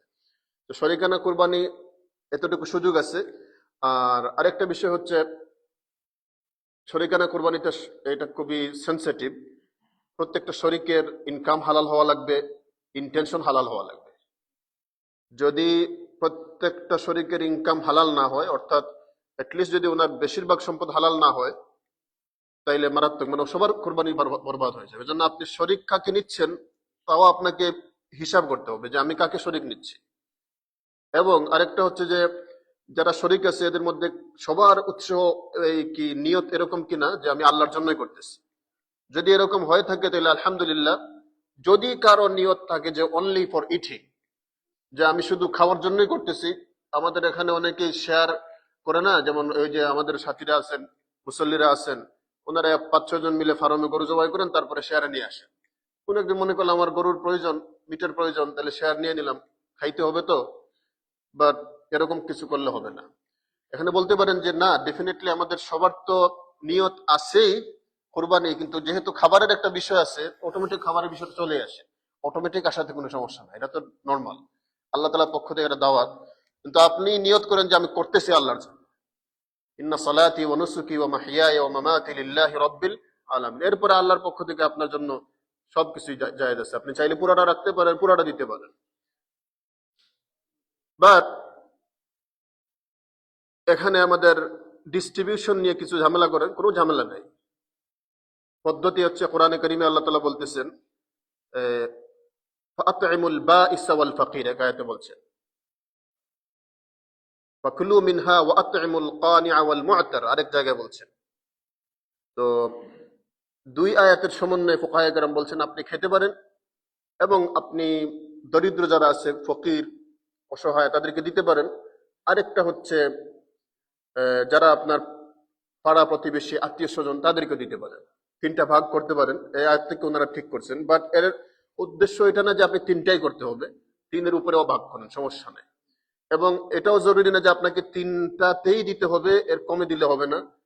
বরং আপনি যদি নিডি হন, অর্থাৎ আপনার প্রয়োজন, বা আপনার ওইভাবে আশপাশে কোনো গরিব নাই দেওয়ার মতো, আপনি খেয়ে নেন, ইসলাম তা বৈধ করছে। বাট প্রথম কথাটা হচ্ছে নিয়তটা শুদ্ধ হওয়া লাগবে। এখানে একটা ছোটখাটো একটা মাসালা আসে যে কুরবানির পশুতে কি আকিকার নিয়ত করা যায় কিনা। এটা একটা কমন একটা মাসালা, আসলে মতভেদপূর্ণ মাসালা। প্রথম কথা হচ্ছে কুরবানি এক জিনিস, আকিকা আরেক জিনিস। আল্লাহ তাআলা আপনাকে একটা সন্তান দিছে, ছেলে দিছে, 2টা ছাগল করার জন্য করেন, আর মেয়ে দিছে, একটা ছাগল করেন। সবচেয়ে প্রপার হচ্ছে আপনি আলাদাভাবে আকিকা করেন। এটা আপনি যে খুশি, আপনি যে আনন্দিত, আল্লাহ তাআলার কাছে আপনি শুকরগুজার হলেন, আলাদাভাবে করেন এটা। আর কুরবানির জন্য আলাদা করেন, সবচেয়ে বেস্ট হচ্ছে এটা। বাট যদি এমন হয় যে আপনার খুবই প্রয়োজন, আকিকাটাও কুরবানিটাও একসাথে আপনার জন্য মানে বার্ডেন হয়ে যাচ্ছে, মানে একসাথে করতে পারবেন না, মুস্তাহাব সময়ে কুরবানি আকিকা দিতে হচ্ছে, সুযোগ আছে, আপনি দিতে পারেন। এইভাবে যেহেতু একটা গরুতে 7টা নাম আছে, 7টা নামের মধ্যে একটা নামে কুরবানি আর একটা নামে আকিকার সুযোগ আছে, রাখতে পারেন। এই সুযোগটুকু ফুকাহায়ে কেরাম দিয়েছেন। এই সম্পর্কে বিশাল আলোচনা, বাট আমি আগেই বলছি, উৎসাহিত করতেছি আমরা আলাদা আলাদা করি, বেস্ট। বাট কেউ যদি করে, তার একটা নাম কোরবানির জন্য আর একটা নাম বাচ্চার আকিকার জন্য, 2টা ছেলে হলে 2টার নাম দিয়ে দিল, এইটুকু জায়েজ হবে। কারণ ফুকাহায়ে কেরাম বলতেছেন 2টাই আল্লাহ তাআলা, রাসূল করিম সাল্লাল্লাহু আলাইহি ওয়াসাল্লাম 2টাকেই নুসুক বলছেন। নুসুক একটা শব্দ, আরবি শব্দ, যেহেতু একভাবেই তাবির করছেন, এজন্য ওনারা জায়েজ বলতেছেন। ওকে, কুরবানির পশুর মধ্যে যদি কোনো রোগ থাকে, তাহলে কোন ধরনের রোগ থাকলে এই পশু দিয়ে কোরবানি করা যাবে না, এটা একটা মূলনীতি আছে। এমন রোগ যে রোগের কারণে 2টা সমস্যা হতে পারে, 2টার থেকে কোনো একটা সমস্যা হয়। একটা হচ্ছে এই পশুটা তার স্বাভাবিক চলাফেরা করতে পারে না, তার চলাফেরার প্রতি ব্যাঘাত সৃষ্টি হয় রোগের কারণে, অথবা তার বাহ্যিক সৌন্দর্য নষ্ট হয়ে যায়। এমন সমস্যা, এমন ত্রুটি, রোগ না, এমন ত্রুটি, যে ত্রুটির কারণে পশুর স্বাভাবিক চলাফেরাটা নষ্ট হয়ে যায়, অথবা তার বাহ্যিক সৌন্দর্য নষ্ট হয়ে যায়। আপনি যে কোনো ত্রুটি আসলে পরে এই 2টা বিবেচনা করবেন, দেখবেন যদি এরকম কিছু হয় তাহলে এটা দিয়ে কোরবানি হবে না। ফর এক্সাম্পল, একটা পশু আছে যে পশুটার এই 3টা পা খুব ভালো সুস্থ, কিন্তু একটা পা মোটামুটি একেবারে ইয়ে হয়ে গেছে, ল্যাংড়া মতো হয়ে গেছে, মানে এটা দিয়ে সে দাঁড়াইতেই পারতেছে না, কোনো মতে দাঁড়াইলে চলতে পারতেছে না। যেহেতু তার স্বাভাবিক চলাফেরাতে সমস্যা, এটা দিয়ে কোরবানি হবে না। আবার একটা পশু, তার বিলকুল কান নাই, কান কাটা, এটাতে কোরবানি হবে না। কেন? তার বাহ্যিক সৌন্দর্য নষ্ট হয়ে গেছে। ওই যে দুইটা মূলনীতি আছে, একটা হচ্ছে তার স্বাভাবিক চলাফেরা নষ্ট, অথবা আর একটা হচ্ছে তার বাহ্যিক সৌন্দর্য নষ্ট। আবার যে পশুর শিং নাই, শিং না থাকলে এখানে একটু ডিটেলস আছে। কোনো পশু আছে জন্মলগ্ন থেকে শিং নাই, এটা দিয়ে কোরবানি করতে পারেন, কোনো সমস্যা নাই। বাট কিছু পশু আছে শিংটা ছোটবেলা থেকে এই দেশগুলোতে করে, ওরা ছোট থাকতে কেটে ফেলে, এটাকে উঠতে দেয় না। যদি এমন হয় তাহলেও কোরবানি করতে পারেন, সমস্যা নাই। বাট যদি এমন হয় যে শিং উঠে গিয়েছিল কোনো অ্যাক্সিডেন্টে, এমন ভাবে এটা ভেঙে গেছে যে মগজে পর্যন্ত যায় প্রভাব সৃষ্টি করছে, এটা দিয়ে আবার কোরবানি হবে না, কারণ তার মেইন ব্রেইনে অ্যাটাক করছে। হ্যাঁ, নর্মালি শিংওয়ালা জানোয়াররা ঘষাঘষি করে, মারামারি করে কিছু একটু নষ্ট করে ফেলে, এজন্য কোনো সমস্যা হবে না, কোরবানি হয়ে যাবে। কোরবানি যদি লেজ কাটা থাকে, এটা একটা সমস্যা এই দেশে। বাংলাদেশে হইলে আমরা বলতাম যে 1/3 লেজ কাটা থাকলে, 1/3 বেশি লেজ কাটা থাকলে কোরবানি হবেই না। বাট এখানকার আপনি বিভিন্ন ফার্মে গেলে দেখবেন এটা ইচ্ছে করেই ওরা কিছু লেজ রাইখা কাটিয়ে দেয়, বুঝছেন? ওদের কি একটা বৈজ্ঞানিক ইয়ে আছে যে থিওরি, লেজ কাটলে নাকি বুঝতে অনেক মজা হয়। ওরা কি বাইর করছে জানি না, ওদের গুলোতে পাবেন যে অনেক ফার্মে আছে লেজ কাটা থাকে। তো এখানে কি করা যায়? তো ফার্স্ট অফ অল ওই যে মাসালা যেটা হচ্ছে লেজার মাসালা হচ্ছে মোর দেন 1/3 যদি কাটা থাকে এটাতে কোরবানি হয় না। আপনি চুজ করেন, ট্রাই করেন এমন একটা পশু যেখানে মোর দেন 1/3 কাটা নেই লেজ, এরকম কিছু। হ্যাঁ, যদি না পাওয়া যায়, দেখেন যে সবগুলি এরকম। তো ইউরোপ, ওয়েস্টার্ন কান্ট্রির যারা ফকি উলামা ইকরাম ওনারা রিসার্চ করে বলতেছেন যে যদি না পাওয়া যায় তাহলে হয়ে যাবে, কোনো সমস্যা নাই, এর জন্য আটকে থাকবে না, ইনশাআল্লাহ কোরবানি হয়ে যাবে। বাট কোরবানি কিনছেন, এগুলো ছিল আগে চুজ করার। কোরবানি কেনার পরে যদি দেখা যায় যে জবাইয়ের সময়, অনেক সময় হয় না, জবাই করতে যাইয়া তাকে এমন কিছু করতে হয়েছে হাত পা ভেঙে গেছে, এগুলো কোনো সমস্যা না। প্রসেস অফ জবাইয়ের প্রসেসে যাই কোনো সমস্যা হলে এগুলো কোনো সমস্যা নেই, কোনো ইনশাআল্লাহ কোরবানি হয়ে যাবে।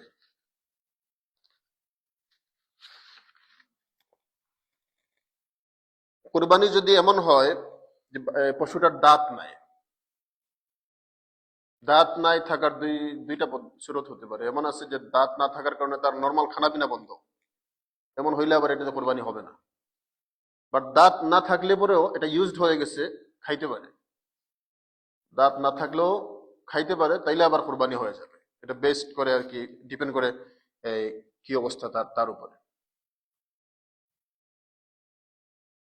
আবার এমন দুর্বল, এমন রুগ্ন পশু যার কারণে যে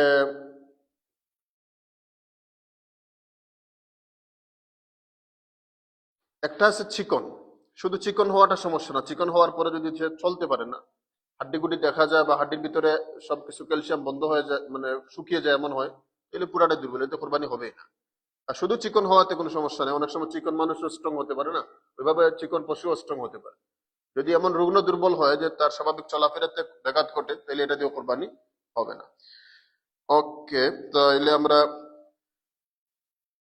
এবার আসি জবাইয়ের পদ্ধতি নিয়ে কিছু আলোচনা করি, এরপরে ইনশাআল্লাহ আমরা গোশত বন্টনে চলে যাব। জবাইয়ের পদ্ধতি, প্রথম কথা হচ্ছে জবাইয়ের আগে আমাদের দুইটা বিষয়ের প্রস্তুতি প্রয়োজন। একটা হচ্ছে যে ভালো জবাই করতে পারে তাকে দায়িত্ব দিবেন, শুধু শুধু শুধু কোনো একজনকে দিয়ে দিবেন না যে ভাই আপনি করেন, দিয়েন না, কোনো সময় দিয়েন না। যিনি পারেন ভালো ওনাকে দিবেন জবাইয়ের দায়িত্ব। আর 2 নম্বর হচ্ছে জবাই করার জন্য অস্ত্র যেটা আছে ছুরি, এটাকে আগের থেকে দায়িত্ব নিয়ে ধার করে নেবেন, অথবা কেনার সময় ধার ছুরি কিনবেন। রেগুলার ছোটখাটো ছুরি দিয়ে এত মোটা মোটা গরু কোরবানি করতে যায় না। এই সমস্যাগুলো আমরা দেখি এখানে হয়ে থাকে প্রায়। কি একটা ছুরি নিয়ে গেছে, একেবারে ছোট ছুরি, নিজেরও কষ্ট হচ্ছে, জানোয়ারেরও কষ্ট হচ্ছে, ঠিক না, এটা নাজায়েজ, এটা করবেন না। রাসূলুল্লাহ সাল্লাল্লাহু আলাইহি ওয়াসাল্লাম বলতেছেন, ইযা যাবাহতুম ফাআহসিনুয যাবহা, তুমি যখন জবাই করবা তখন উত্তম ভাবে জবাই করো। তো জবাইয়ের প্রথম প্রিপারেশন হচ্ছে এই দুইটা। আর এখানকার আর একটা প্রিপারেশন বলতেছি, যে জবাইয়ের আগের প্রিপারেশন আর কি, এটা আসলে প্রিপারেশন না, এটা আমাদের এখানকার কিছু নীতি বলতেছি। যেহেতু আমরা নন মুসলিমদের কান্ট্রিতে জবাই করতেছি, আল্লাহর ওয়াস্তে এই ওখানকার ফার্ম গুলোতে কিছু রুল ওরা রাখে সবসময়, যে আপনি টিকিট নেন, তারপরে সিরিয়াল নেন, সিরিয়াল মেনটেন করে আপনার যখন পেমেন্টের সময় আসবে, এই বিষয়গুলো আমরা একটু ফলো করি। এটা ফলো করলে দুইটা ফায়দা। একটা হচ্ছে ওদের কাছে আমাদের সৌন্দর্যটা প্রকাশ পাবে, মাশাআল্লাহ মুসলিমরা সো অর্গানাইজ মাশাআল্লাহ। আরেকটা হচ্ছে এরা আমাদের প্রতি উৎসাহিত হবে, এতে ইসলামের ফায়দা হয়ে যাবে, আল্লাহ তাআলা হয়তো তাদের হেদায়েত জন্য কবুল করে নিতে পারে। এমন অনেক ঘটনা আছে যে মানুষের সুব্যবহারে, সদ্ব্যবহারে মানুষ প্রভাবিত হয়ে মুসলমান হচ্ছে। কিন্তু আমাদের অনেক ইনসিডেন্ট হয়েছে এরকম। ওই যে আমাদের উমর ইকবাল ভাই আছে না, ওনার ঘটনাটা কত অনেকের জানা আছে সম্ভবত, কি মারাত্মক দুর্ঘটনা হয়েছিল ওনার। ওই কুরবানির ফার্মে যেয়ে দুজন ঝগড়া লাগছে, উনি মাঝখানেই ছিল, আর আরেকজন অন্যজনকে ছুরি দিয়ে মনে হয় আঘাত করতে গেছে, আর এমনিতে একটা টান পড়ছে ওনার হাতে। এরপরে তো মারাত্মক অবস্থা হলো, উনি ব্লিডিং হইতে হইতে এমন হয়ে গেছিল যে উনি ব্রেন স্ট্রোক হবে এমন অবস্থা হয়েছিল। ওই ফার্ম থেকে ওনাকে নিয়েছিল। উনি বললো আমার জানা নেই, উনি নিজেই বলছে এরকম ঘটনা ওনার হয়েছে। তো এই ইনসিডেন্ট গুলো তো খুবই দুর্ভাগ্যজনক। আমাদের জন্য নাকি পুলিশ নিতে হয় ওখানে, ওরা নিয়মিত পুলিশ। এবার নাকি ওই যে কেনার জন্য সিরিয়াল হয়েছিল তখনও পুলিশ ছিল। আশ্চর্য বিষয়, এটা কেমন হবে? এই দায়িত্বটুকু তো আমাদের নেওয়া উচিত যে আমরা একটা নন মুসলিমের কান্ট্রিতে আলহামদুলিল্লাহ প্রপারলি জবাই করে কেনার মতো সুযোগ পাচ্ছি, আমরা এনজয় করা উচিত ছিল। আমাদের সবাই ভাই ভাই হওয়া উচিত ছিল। একজন কুরবানি মানে হচ্ছে স্যাক্রিফাইস। স্যাক্রিফাইস মানে শুধু জবাই পশুটা স্যাক্রিফাইস করলেন তাতে তো হবে না, বরং ডেফিনেটলি আপনার আত্মার একটা স্যাক্রিফাইস হওয়া উচিত। একজন ভাই আপনার আগে সে ছিল, তাকে আগেই রাখেন। প্রয়োজনে আপনি যদি মনে করেন পিছনে একজন মুরব্বী মানুষ দাঁড়ানো আছে, ওনাকে আগে দেন, এই স্যাক্রিফাইসটুকু করেন। ইসার যাকে বলে, ইসার, অগ্রাধিকার দেওয়া, অন্যকে অগ্রাধিকার দেওয়া, ডাবল সওয়াব পাবেন ইনশাআল্লাহ। এবং প্রয়োজনে ভলান্টিয়ারের কাজ করেন, ওদেরকে হেল্প করেন। এই কাজটুকু করলে ইনশাআল্লাহ লস হবে না, আমরা ইনশাআল্লাহ জয়ী হব। এইটা হচ্ছে প্রাথমিক বলছি আর কি, ওখানকার প্রস্তুতি, যে প্রথমে যাই মাইন্ডসেট নিয়ে যাই। আর রাশের দরকার নাই, ওদের সাথে ওরাও বুঝে আমাদের। আমরা যদিও বাংলা না বুঝি, আপনি বাংলাতে গালাগালি করলেন, ওরা বুঝে না এরকম না। ওদের চেহারা, আমাদের চেহারা দেখে বলতে পারে যে ওরা কোনো ব্যাড টক করতেছে আমাদের ব্যাপারে। আপনি গালাগালি করে এই আমার আমলগুলো নষ্ট করবে। গালাগালি ফাইনালি তো বাংলায় করেন বা ইংলিশে করেন, আল্লাহর কাছে তো কাউন্ট হচ্ছে। তো ঈদের দিন অন্তত আমরা এই সময়টুকু একটা আবেগের মধ্যে কাটাই, নিজেকে কন্ট্রোলের মধ্যে কাটাই। ওকে, তো মেইন প্রস্তুতিতে আসি। যখন জবাই করবেন চেষ্টা করবেন, ওরা যতটুকু সম্ভব করে বাট পুরোটা করতে পারে না, যে জবাইটা যেন এই পশুটা বাম কাতে শোয়ানো হয়, কেবলামুখী থাকে। এটা তো দাঁড়ানোই থাকে এদিকে, আর কি করবেন। যাক, আমাদেরকে যে জবাইয়ের সুযোগ দিচ্ছে এতটুকুই যথেষ্ট। বাট সবাই জবাইয়ের প্রথমে যে দোয়াটা হচ্ছে, যিনি দোয়া জবাই করবেন উনি একটা দোয়া পড়বেন, আল্লাহুম্মা ইন্নী ওয়াজ্জাহতু ওয়াজহিয়া লিল্লাযী ফাতারাস সামাওয়াতি ওয়াল আরদা হানিফা ওয়া মা আনা মিনাল মুশরিকিন ইন্না সালাতি ওয়া নুসুকি ওয়া মাহইয়ায়া ওয়া মামাতি লিল্লাহি রাব্বিল আলামিন লা শারীকা লাহু ওয়া বিযালিকা উমিরতু ওয়া আনা মিনাল মুসলিমিন। এরপর পড়বেন বিসমিল্লাহি আল্লাহু আকবার আল্লাহুম্মা মিনকা ওয়ালা। এই দোয়া পড়েই জবাই করবেন। এবং যারা ধরা থাকবেন ওনারাও জবাই করবেন, ওনারাও বিসমিল্লাহ পড়বেন। পিছনে দাঁড়ায় আছেন, ওনাদের বিসমিল্লাহ বলা জরুরি না, কিন্তু যদি ধরার মধ্যে হেল্পে থাকেন ওনারা করতে হবে। বাট এখানকার আর একটা ঘটনা হয়ে থাকে, প্রথম জন জবাই করছেন, ফিনিশ করতে পারেন না, উনি কিন্তু বিসমিল্লাহ বলে শুরু করেছিলেন। তারপর হঠাৎ করে আরেকজন পিছনে যায়, আমার কাছে দাও, আমার কাছে দাও, আমি হেল্প করি। আপনি যে হেল্প করতে গেছেন আপনাকেও বিসমিল্লাহ বলতে হবে, না জায়েজ হবে না, করবেন, এটা জায়েজ হবে না। যিনি হেল্প করার জন্য পড়ে গেছেন ওনাকেও বিসমিল্লাহ বলেই হেল্প শুরু করতে হবে, দুজনকেই বিসমিল্লাহ বলতে হবে। তখন এটা স্পর্শকাতর, আমাদের স্মরণ রাখা উচিত। আর জবাইয়ের পরে একটা দোয়া আছে, আল্লাহুম্মা তাকাব্বালহু মিন্নি কামা তাকাব্বালতা মিন হাবিবিকা মুহাম্মাদিন সাল্লাল্লাহু আলাইহি ওয়াসাল্লাম ওয়া খলিলিকা ইব্রাহিম আলাইহিস সালাম। যদি আপনি আপনার পক্ষ থেকে করে থাকেন, আর যদি আপনাদের শরীক থাকে, শরীকদের তো অলরেডি তাদের নাম নিয়ত আছেই, নিয়তটাই হচ্ছে আসল। কিন্তু আমাদের একটা বাঙালি রেওয়াজ আছে যে একটা মাশাআল্লাহ সবার নাম, বাপের নাম, পারলে জন্ম তারিখ তো লিখে না মনে হয় কেউ, মানে মোটামুটি সব দস্তাবেজ লিখে নেয়, তারপরে জবাইয়ের পরে এটা তিলাওয়াত করে কোনো বেকার জিনিস, এগুলো দরকার নাই। হ্যাঁ, আপনি সবার নিয়ত আছে তো অবশ্যই, আপনি বেশি থেকে বেশি যদি বলেন রেওয়াজ আছে, রেওয়াজ আছে এবং অলরেডি রাসূলুল্লাহ সাল্লাল্লাহু আলাইহি ওয়াসাল্লাম এতটুকু বলছেন, আল্লাহ আমাদের পক্ষ থেকে, আমরা আমাদের পক্ষ থেকে কবুল করেন, হাদিসে এটা আছে।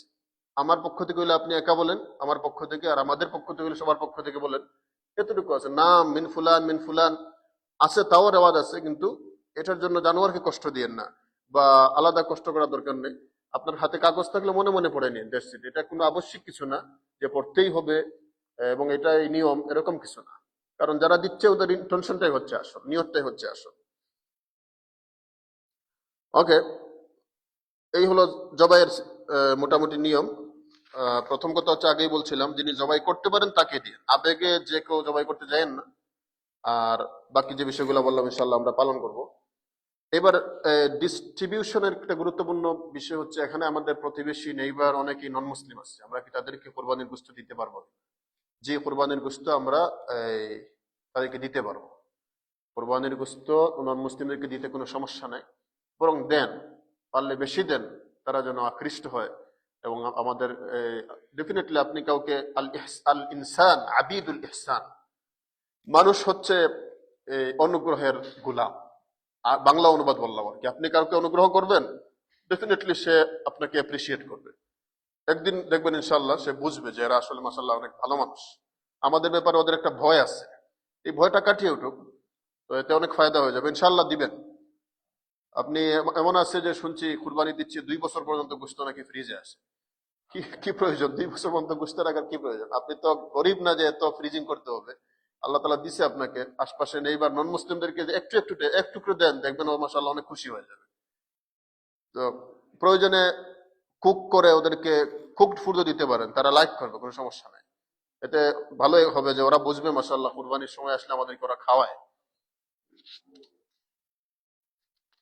আচ্ছা, একটা বিষয় হচ্ছে, কারো উপর কোরবানি ওয়াজিব কিন্তু টাকা নাই, সে কি ঋণ করে কোরবানি দিতে পারবে কিনা? ঋণ করে কোরবানি দিতে পারবে, বাট কথা হচ্ছে ঋণটা যেন হালাল ঋণ হয়। এটা লোন করে সুদি ঋণ নিয়ে তো আর দিতে পারে না। হ্যাঁ, করে যে হাসানা কারো থেকে নিয়ে কোরবানি ওয়াজিব, বাট রাইট নাও টাকা নাই, স্বর্ণ আছে, এজন্য কোরবানি ওয়াজিব, দিতে পারে, কোনো সমস্যা নেই। আরেকটা গুরুত্বপূর্ণ মাসালা হচ্ছে, এখানকার আমরা যারা আছি, আমাদের অনেকের আলহামদুলিল্লাহ ব্যাক হোম বাংলাদেশে কি আছে, একটা নাম আছে বা একটা পশু আমরা দিচ্ছি, আমাদের আত্মীয় স্বজনদের মাধ্যমে কোরবানি দেওয়ার ব্যবস্থা করতেছি। তো এখানে একটা সমস্যা যে কোরবানি কিভাবে হবে।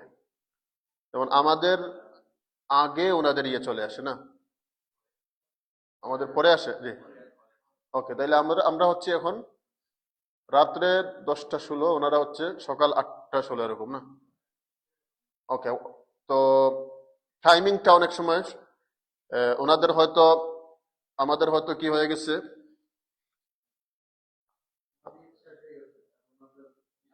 শুরু হবে। তো যেহেতু আমাদের শেষ, ওনাদের শুরু, মানে আমাদের এক্স্যাক্টলি সেম টাইমে ওনাদের ঈদ হয় না। আবার অন দ্য আদার হ্যান্ড এমন হতে পারে যে ওনাদের ঈদ হয়ে গেছে বাট আমাদের হয় না, ছাদের মাসালার কারণে হতে পারে এমন। তো এখানে সমস্যাটা কি, মানে এই সমাধানটা কি, কোথায় কোন বিষয়টা বিবেচনা হবে? যিনি কোরবানি দিচ্ছেন তার টাইম বিবেচনা হবে, না যেখানে কোরবানি দেওয়া হচ্ছে ওখানকার টাইম বিবেচনা হবে? তো প্রথম কথা হচ্ছে, ফার্স্ট পরামর্শ হচ্ছে, দেখেন দুইটাকে কম্বাইন করতে পারেন কিনা। সময়টাকে যদি কম্বাইন করা যায়, যে এমন একটা টাইমে করেন যে টাইমে করলে যিনি দিচ্ছেন তার টাইমও হয়ে যায় আর যেখানে দেয়া হচ্ছে এটাও হয়ে যায়। ফর এক্সাম্পল ধরেন, এই এমন একটা টাইমে করলেন যে টাইমে আমাদের এই কি হয়, আমার মনে হয় ওনাদেরটা আগে আসে, পরে আসে। ওকে, গুড। ওকে, যাই হোক, ওকে ওকে, তো বলতে চাচ্ছিলাম যে যেভাবেই হোক দুই জায়গার টাইমটা যদি মিলানো যায়, তাহলে সবচেয়ে উত্তম। হ্যাঁ, অনেক সময় যেখানে জবাই করা হচ্ছে ওনাদেরও সুযোগ সুবিধা দেখতে হবে, গরিব গুরাবা আসবে না, জবাই করার পরে রাখবে কোথায়, অনেক ঝামেলার কারণে ওনারা লেট করতে পারে না, তখন আসল কথা হচ্ছে দুইটাই সুযোগ আছে। ফকিরা ফুকাহারা ওনারা দুই ধরনেরই সুযোগ দিচ্ছেন, বাট যদি দুইটা কম্বাইন করা না যায় তো যেখানে কোরবানি দেয়া হচ্ছে ওখানকার সুযোগ অনুযায়ী ওনাদের নামাজ হয়ে গেলে কোরবানি দিতে পারেন, কোনো সমস্যা নেই, কোনো সমস্যা নেই। বুঝেন বিষয়টা? আপনি বাংলাদেশে টাকা পাঠিয়ে দিয়েছেন, আপনি নিশ্চিন্ত থাকেন ওনাদের যখন নামাজ হয়ে যাবে ঈদের ওনারা কোরবানি করবেন, আদায় হয়ে যাবে। আর সুযোগ থাকলে সম্ভব হইলে দুজনে মিলাইয়া করে নিয়েন। যেমন সেকেন্ডে যদি করে ওনারা, তাইলে তার কোনো সমস্যাই হচ্ছে না। আপনারটা যদি সেকেন্ডে হয় তাহলে তো সবারই হচ্ছে, টাইমটা মিলতেছে, এভাবে মিলিয়ে নেন। আর যদি না হয় তাহলে ওনাদের সুযোগ সুবিধা মতো অর্থাৎ নামাজের পরে দিতে পারে, কোনো সমস্যা নেই। ওকে, তাইলে আমি এবার কিছু এখানকার কিছু কমন কোয়েশ্চন আছে, যে কোয়েশ্চন গুলোর দিকে যাচ্ছি।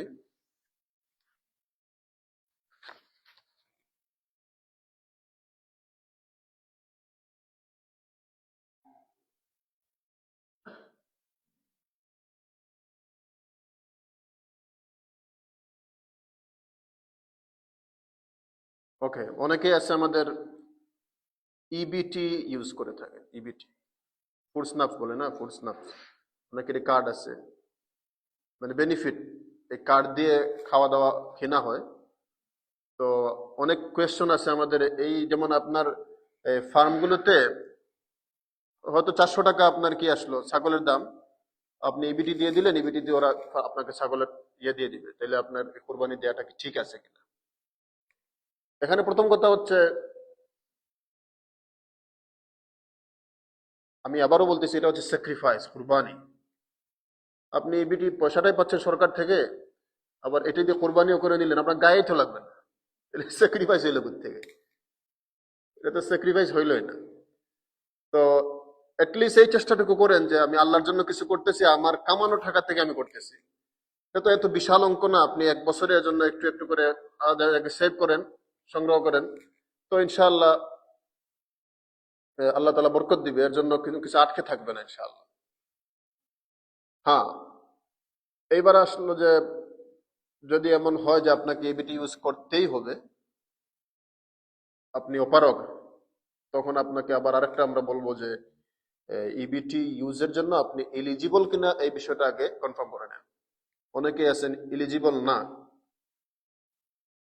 মিথ্যা অনেক কিছু আশ্রয় নিয়ে ইউজ করতেছেন।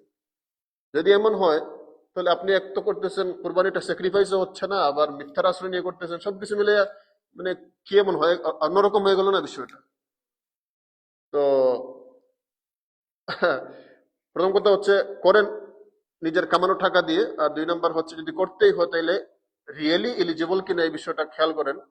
যদি এলিজিবল হয়ে থাকেন তারপরে আপনি ইবিটি ইউজ করবেন, যে দোকানে ওরা ইবিটি অ্যাকসেপ্ট করে কিনা, প্রপারলি অ্যাকসেপ্ট করে আপনাকে ইবিটি সার্ভিস দিচ্ছে কিনা এটাও নিশ্চিত করেন। আমাদের কাছে অন্যান্য রিপোর্টও আছে, বিভিন্ন ফার্মে যাইয়া ইবিটি কার্ড দেয়, ওনারা কার্ড থেকে পেমেন্ট করে নেয়, ওনাকে ইয়ে দেয়, ক্যাশ টাকা দিয়ে দেয়। এরকম কিছু ধোঁকাবাজির আশ্রয় নেওয়া হয়, এটা কিন্তু আইনত দণ্ডনীয়। আপনি করতেছেন, আপনারটা ক্যান্সেল হবে, যে দোকান অ্যাকসেপ্ট করতেছে তারটাও নষ্ট হবে, তার ইয়ে বাতিল, লাইসেন্স বাতিল হবে। এই বিষয়গুলো আশ্রয় নেওয়া যাবে না। হ্যাঁ, এই কিছুই করতেছেন না, এরপরেও আপনাকে কোরবানি করতে হচ্ছে, রাইট না আপনি ক্যাশ দিয়ে করতে পারতেছেন না, আলহামদুলিল্লাহ, এটাও আপনার মালিকানাধীন টাকা, আপনি করতে পারেন, সমস্যা নেই। এত কিছুর পরে আর কি আপনাকে বললাম যে ইনশাল্লাহ করতে পারেন, কোনো সমস্যা নেই।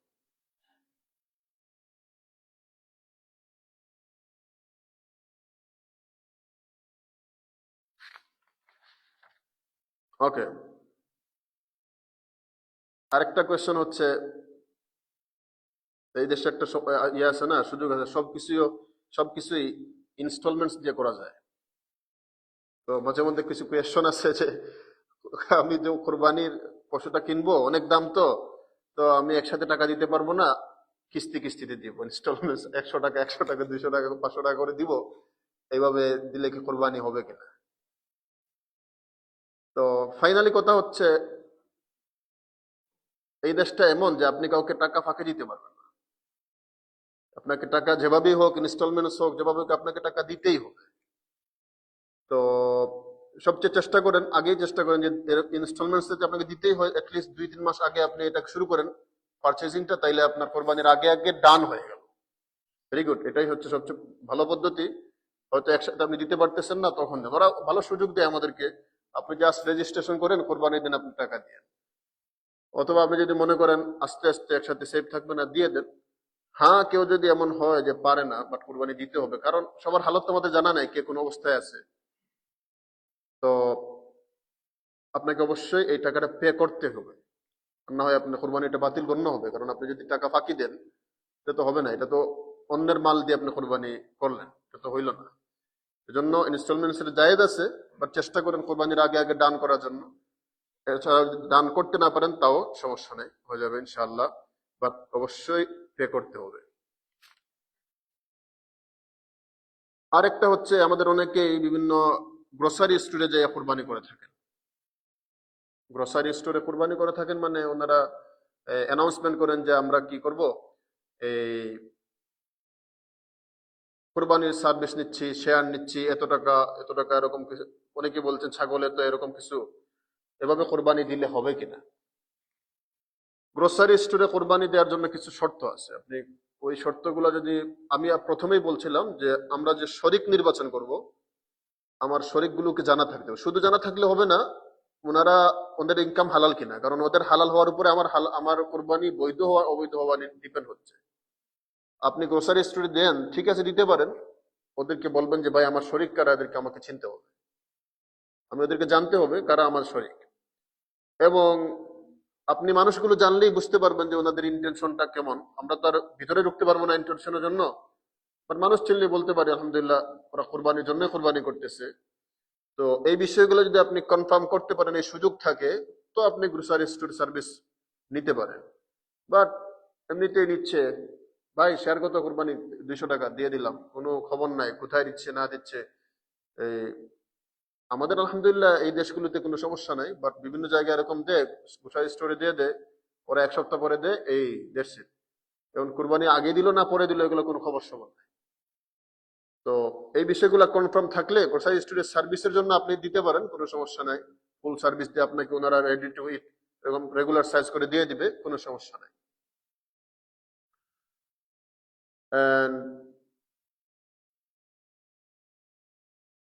আরেকটা মশালা হচ্ছে, আমাদের অনেকেই, আচ্ছা আমাদের অ্যানাউন্সমেন্ট হচ্ছে আমাদের এখানে ইনশাআল্লাহ ঈদের জামাত হবে 6:45-এ, বাট আমাদের কিছু ভাইরা সিরিয়ালে আগে থাকার জন্য ওনারা এই লেট নাইটে চলে যান ফার্মে,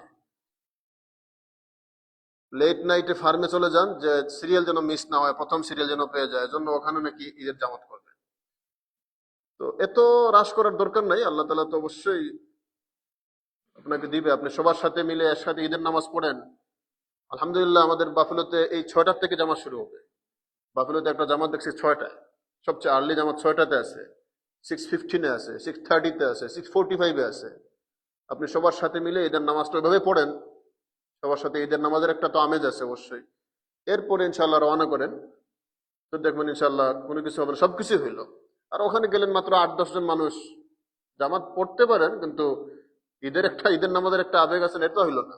জাস্ট একটা সিরিয়ালে আগে আসার জন্য আপনি এতটুকু করতেছেন, কেন এটা করার দরকারটা কি? আল্লাহ তাআলা ঈদটা তো একটা উদ্দেশ্যে আমাদের জন্য আবশ্যক করছেন, যে আমাদের সবার জন্য একটা কি হয়, একসাথে দেখাশোনা হয়, কমিউনিটি গ্যাদারিং, অর্থাৎ সবাই মুসলিম ভাই ভাই হিসেবে আমাদের সাক্ষাৎ হয়, এটা উদ্দেশ্যেই তো করছেন। আমাদের এত হ্রাস করার দরকার নাই। তো পরামর্শ থাকবে এটা, যে আমরা ঈদ করে তারপরে যাই ইনশাআল্লাহ, আল্লাহ তাআলা মাহরুম করবে না। দেখবেন এই নামাজ একসাথে এখানে পড়ে যাওয়ার বদৌলতে আল্লাহ তাআলা অনেক বরকত দিয়ে দিচ্ছে ইনশাআল্লাহ। হ্যাঁ, যদি আপনি যাইতে চান ওখানে, কোনো সমস্যা নাই, আপনি জামাতের আগে একটা ব্যবস্থা হয়েছে কিনা নিশ্চিত হয়ে যায়। হ্যাঁ আলহামদুলিল্লাহ, এমন যদি হয় যে 40-50 জনের মতো একটা বিশাল গ্রুপ হয়ে গেছে, ওখানে ইমাম অলরেডি নিযুক্ত হয়ে গেছে, জামাত হবে নিশ্চিত, তারপরে ঠিক আছে।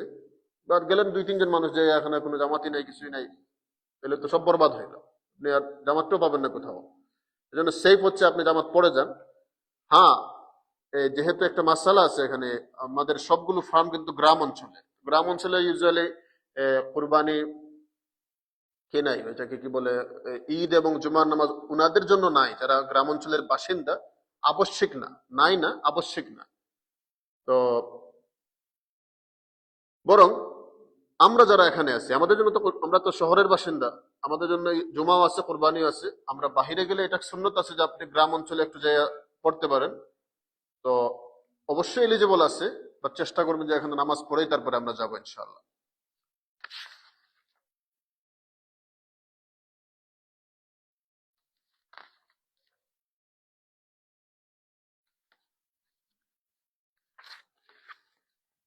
ঠিক আছে ইনশাআল্লাহ, আজকের মতো এতটুকুই। আমরা কোরবানির মৌলিক কিছু রুলস বললাম। ইনশাআল্লাহ দোয়া থাকবে আল্লাহ তাআলা আমাদের সবার কোরবানিকে কবুল করুক। এবং কারো কোনো কোয়েশ্চন থাকলে বলতে পারেন ইনশাআল্লাহ।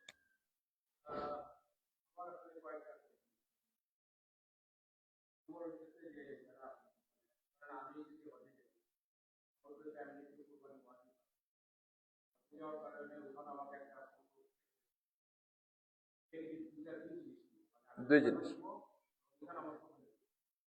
ওইটা ওইটা ভিন্ন জিনিস। ওটা হচ্ছে হজের জন্য, জি জি, আলাদা অংশ। বাট আপনি যেহেতু ওখানে দিচ্ছেন, ওখানে দিচ্ছেন হিসেবে আপনার উপর ওয়াজিব না। আর আপনি ওখানে একটা কোরবানি দিচ্ছেন, এটাও আপনার কাউন্টেড হয়ে যাবে কোরবানি হিসেবে। বাট এখানে হজের ধরন আছে। তো হজের ধরন আছে হজ্জে কিরান, হজ্জে তামাত্তু, হজ্জে ইফরাদ, অনেকগুলি আছে। তো একটা আছে দমে তামাত্তু, আর একটা আছে দমে কুরবানি। তো এটা ডিপেন্ড করে আপনি কোন হজের মধ্যে যাচ্ছেন। তো সংক্ষিপ্ত কথা হচ্ছে, আমাদের ইউজুয়ালি যারা যায় এখান থেকে সবাই তামাত্তু করে, মানে সবাই যায় উমরা করে, উমরা করে তারপরে হালাল হয়, এরপরে যায় হজ করে। তো আপনার অলরেডি একটা দমে তামাত্তু ওখানে আসতেছে, তারপরে দমে কুরবানি ওখানে দিয়ে দিলে সবচেয়ে ভালো। আপনার এটাও আদায় হয়ে গেল, একটা হচ্ছে ওখানটাও আদায় হয়ে গেল, এটাও আদায় হয়ে গেল। আর এছাড়া যদি আপনি বাংলাদেশেও দেন বা আপনার ঘরেও দেন, তাও সমস্যা নেই। বাট এই ওয়াজিবটা, এখানে দেওয়ার যে ওয়াজিবটা, এটা থাকে না।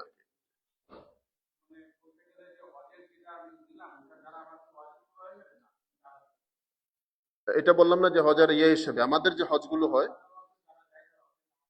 জি,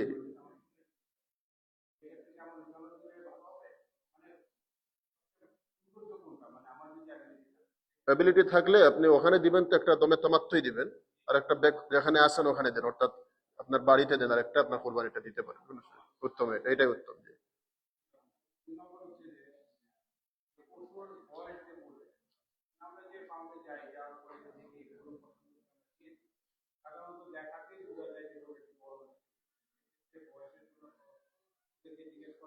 অবশ্যই জরুরি, অবশ্যই জরুরি। দেখাতে হৃষ্টপুষ্ট হলেই চলবে না, বয়সের ব্যাপারে আপনাকে নিশ্চিত হওয়া লাগবে। না, ডেফিনেটলি আপনাকে এখনো মেক শিওর হতে হবে যে এটা অ্যাটলিস্ট 2 বছর হইলো কিনা। কারণ এখানে অনেক কিছু আছে 2 বছরের আগেও হৃষ্টপুষ্ট করে ফেলে ওনারা, যেভাবেই হোক। গরুর ক্ষেত্রে 2 বছর মিনিমাম হওয়াই লাগবে, হৃষ্টপুষ্ট এটা কোনো কনসিডার হবে না।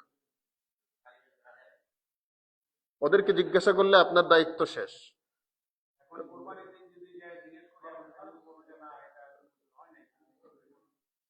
আগে থেকে কনফার্ম করে নেন, আগে থেকে। আমার মনে হয় না অসম্ভব, আছে তো যারা অবশ্যই যোগাযোগে আছেন, কনফার্ম করতে পারেন।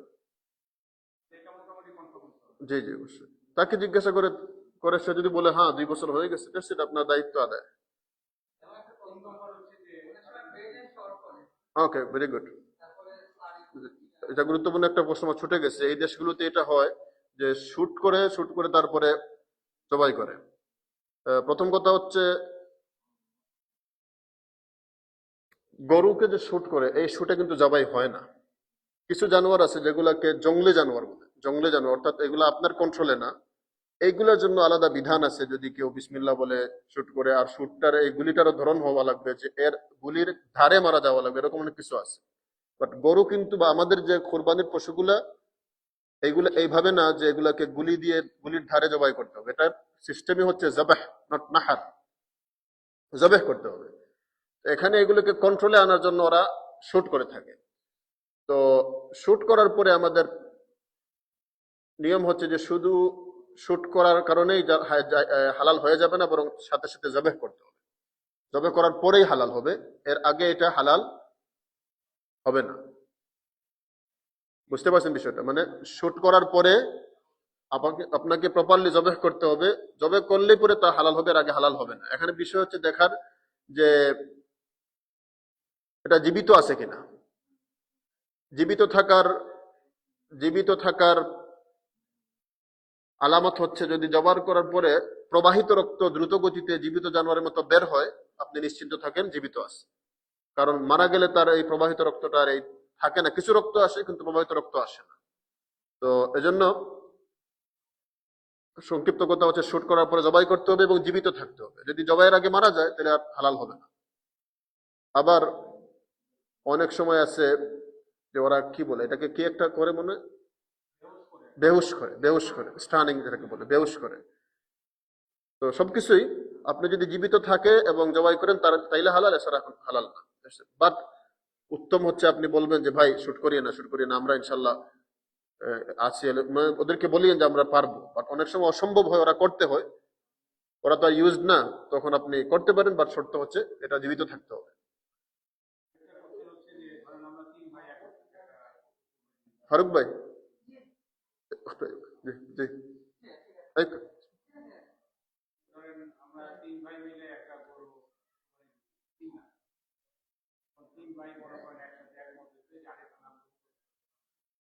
জি,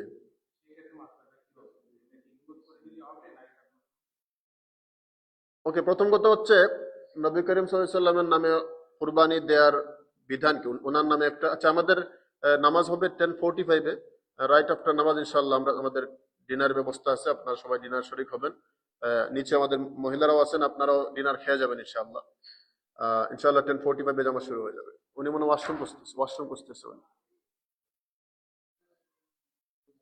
ওকে, তো প্রথম কথা হচ্ছে এটা মুস্তাহাব, কারণ নবীজি সাল্লাম কিন্তু উম্মতের নামে একটা কুরবানি করছেন। এই হিসাবে নবীর নামে আমরা একটা কুরবানি করতে পারি, এটা মুস্তাহাব, অবশ্যই জরুরি না। হ্যাঁ, যদি আমি নিয়ত করি তখন ওনার জন্য একটা কমপ্লিট শেয়ার রাখবো, অর্থাৎ আমাদের পশুতে একটা নিয়ত করলে একটা কমপ্লিট শেয়ার রাখবো। এই কমপ্লিট শেয়ারটা হতে পারে এটার জন্য তো আর আলাদা কোনো ডিস্ট্রিবিউশনের কিছু নাই, বাট কমপ্লিট শেয়ারটা আপনারা সবাই মিলে একটা ম্যানেজ করে নিতে পারেন, ইনশাআল্লাহ কোনো সমস্যা হবে না। এটা তো ভিন্ন কথা, জি।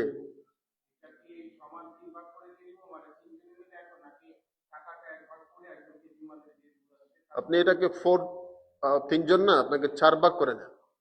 প্রথমে ইন্টেনশন করে নেন 4 ভাগ। তাহলে তো আপনার প্রশ্নটা হচ্ছে যে আমরা এই ভাগের টাকাটা কি করবো। আপনারা যদি সবাই শরিক হয়ে, অর্থাৎ আপনার এক নাম রেখে দেন এইভাবে যে এটা হচ্ছে রসুলের নামে, অর্থাৎ শুধু নাম রাখলেই হয়ে যায়।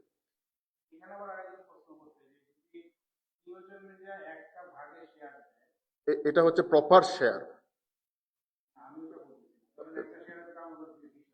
জি, ওই এই 3/20-60,000-এর মধ্যে আপনি 4 নম্বর একটা নাম শুধু রেখে দেন যেটা রাসূলুল্লাহ সাল্লাল্লাহু আলাইহি ওয়াসাল্লাম, এটা হয়ে গেল। এখানে টাকার আর কোনো চিন্তা করা লাগবে না, আপনারা সমান সমান ভাগ করে নেবেন।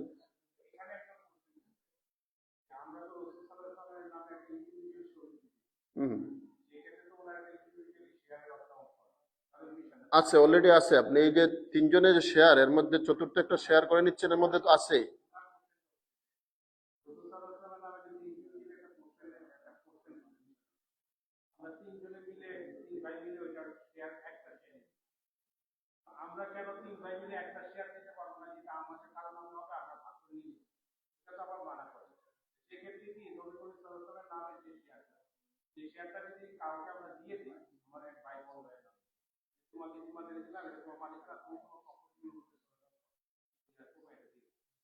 হতে পারে, সমস্যা নেই।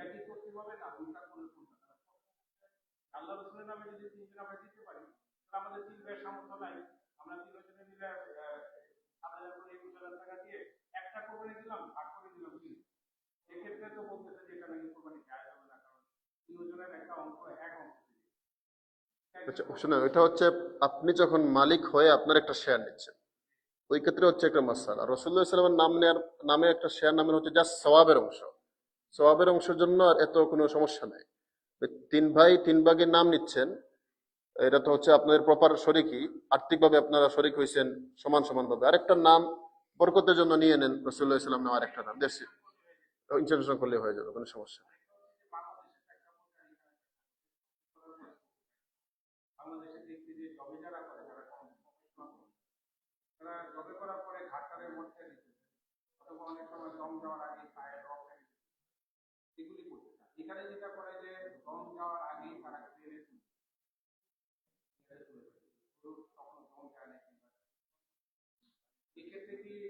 মাসালা হচ্ছে পুরো নিশ্চিত হওয়া লাগবে যে তার প্রাণ গেছে কিনা।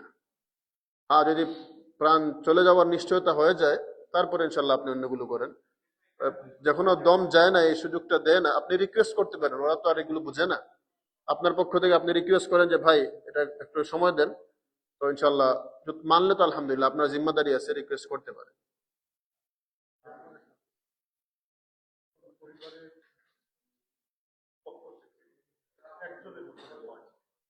পরিবারের সদস্য আছেন ছয়জন, এর মধ্যে থেকে তাদের উপরে বাকি আমি যদি নিয়োগ করি যে সবার জন্য আমি একটাই কোরবানি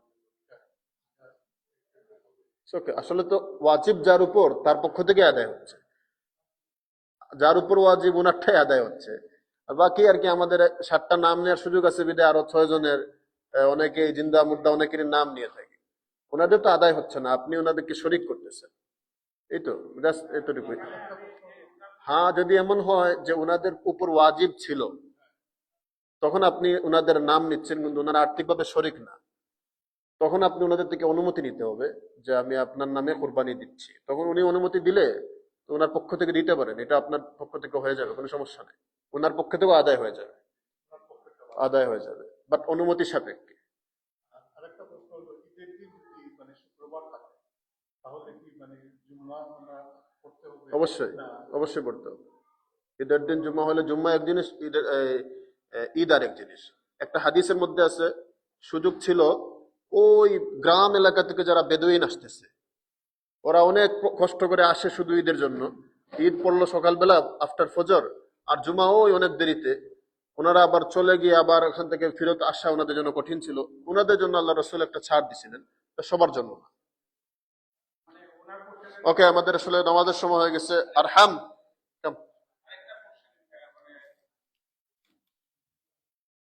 জি খোলা আছে। আজান।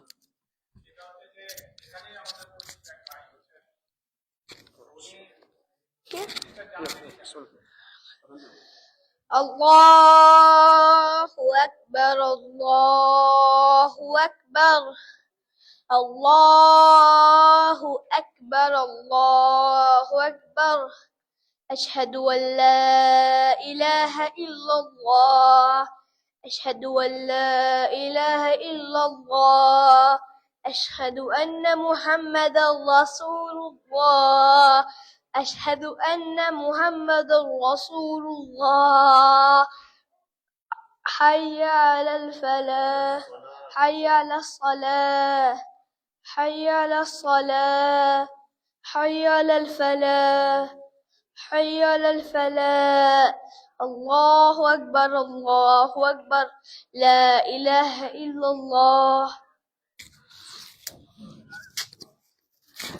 ইনশাআল্লাহ আমরা এখন নামাজ পড়ে নিব, নামাজের পর পরে ইনশাআল্লাহ ডিনারের ব্যবস্থা হবে। জি, প্রশ্ন বলতে পারেন, আমরা সব বন্দী হয়ে যাই, যাদের কোয়েশ্চন আছে আমরা। জি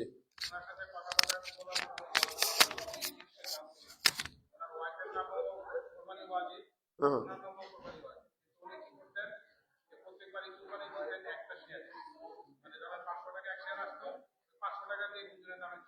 না না, এটা তো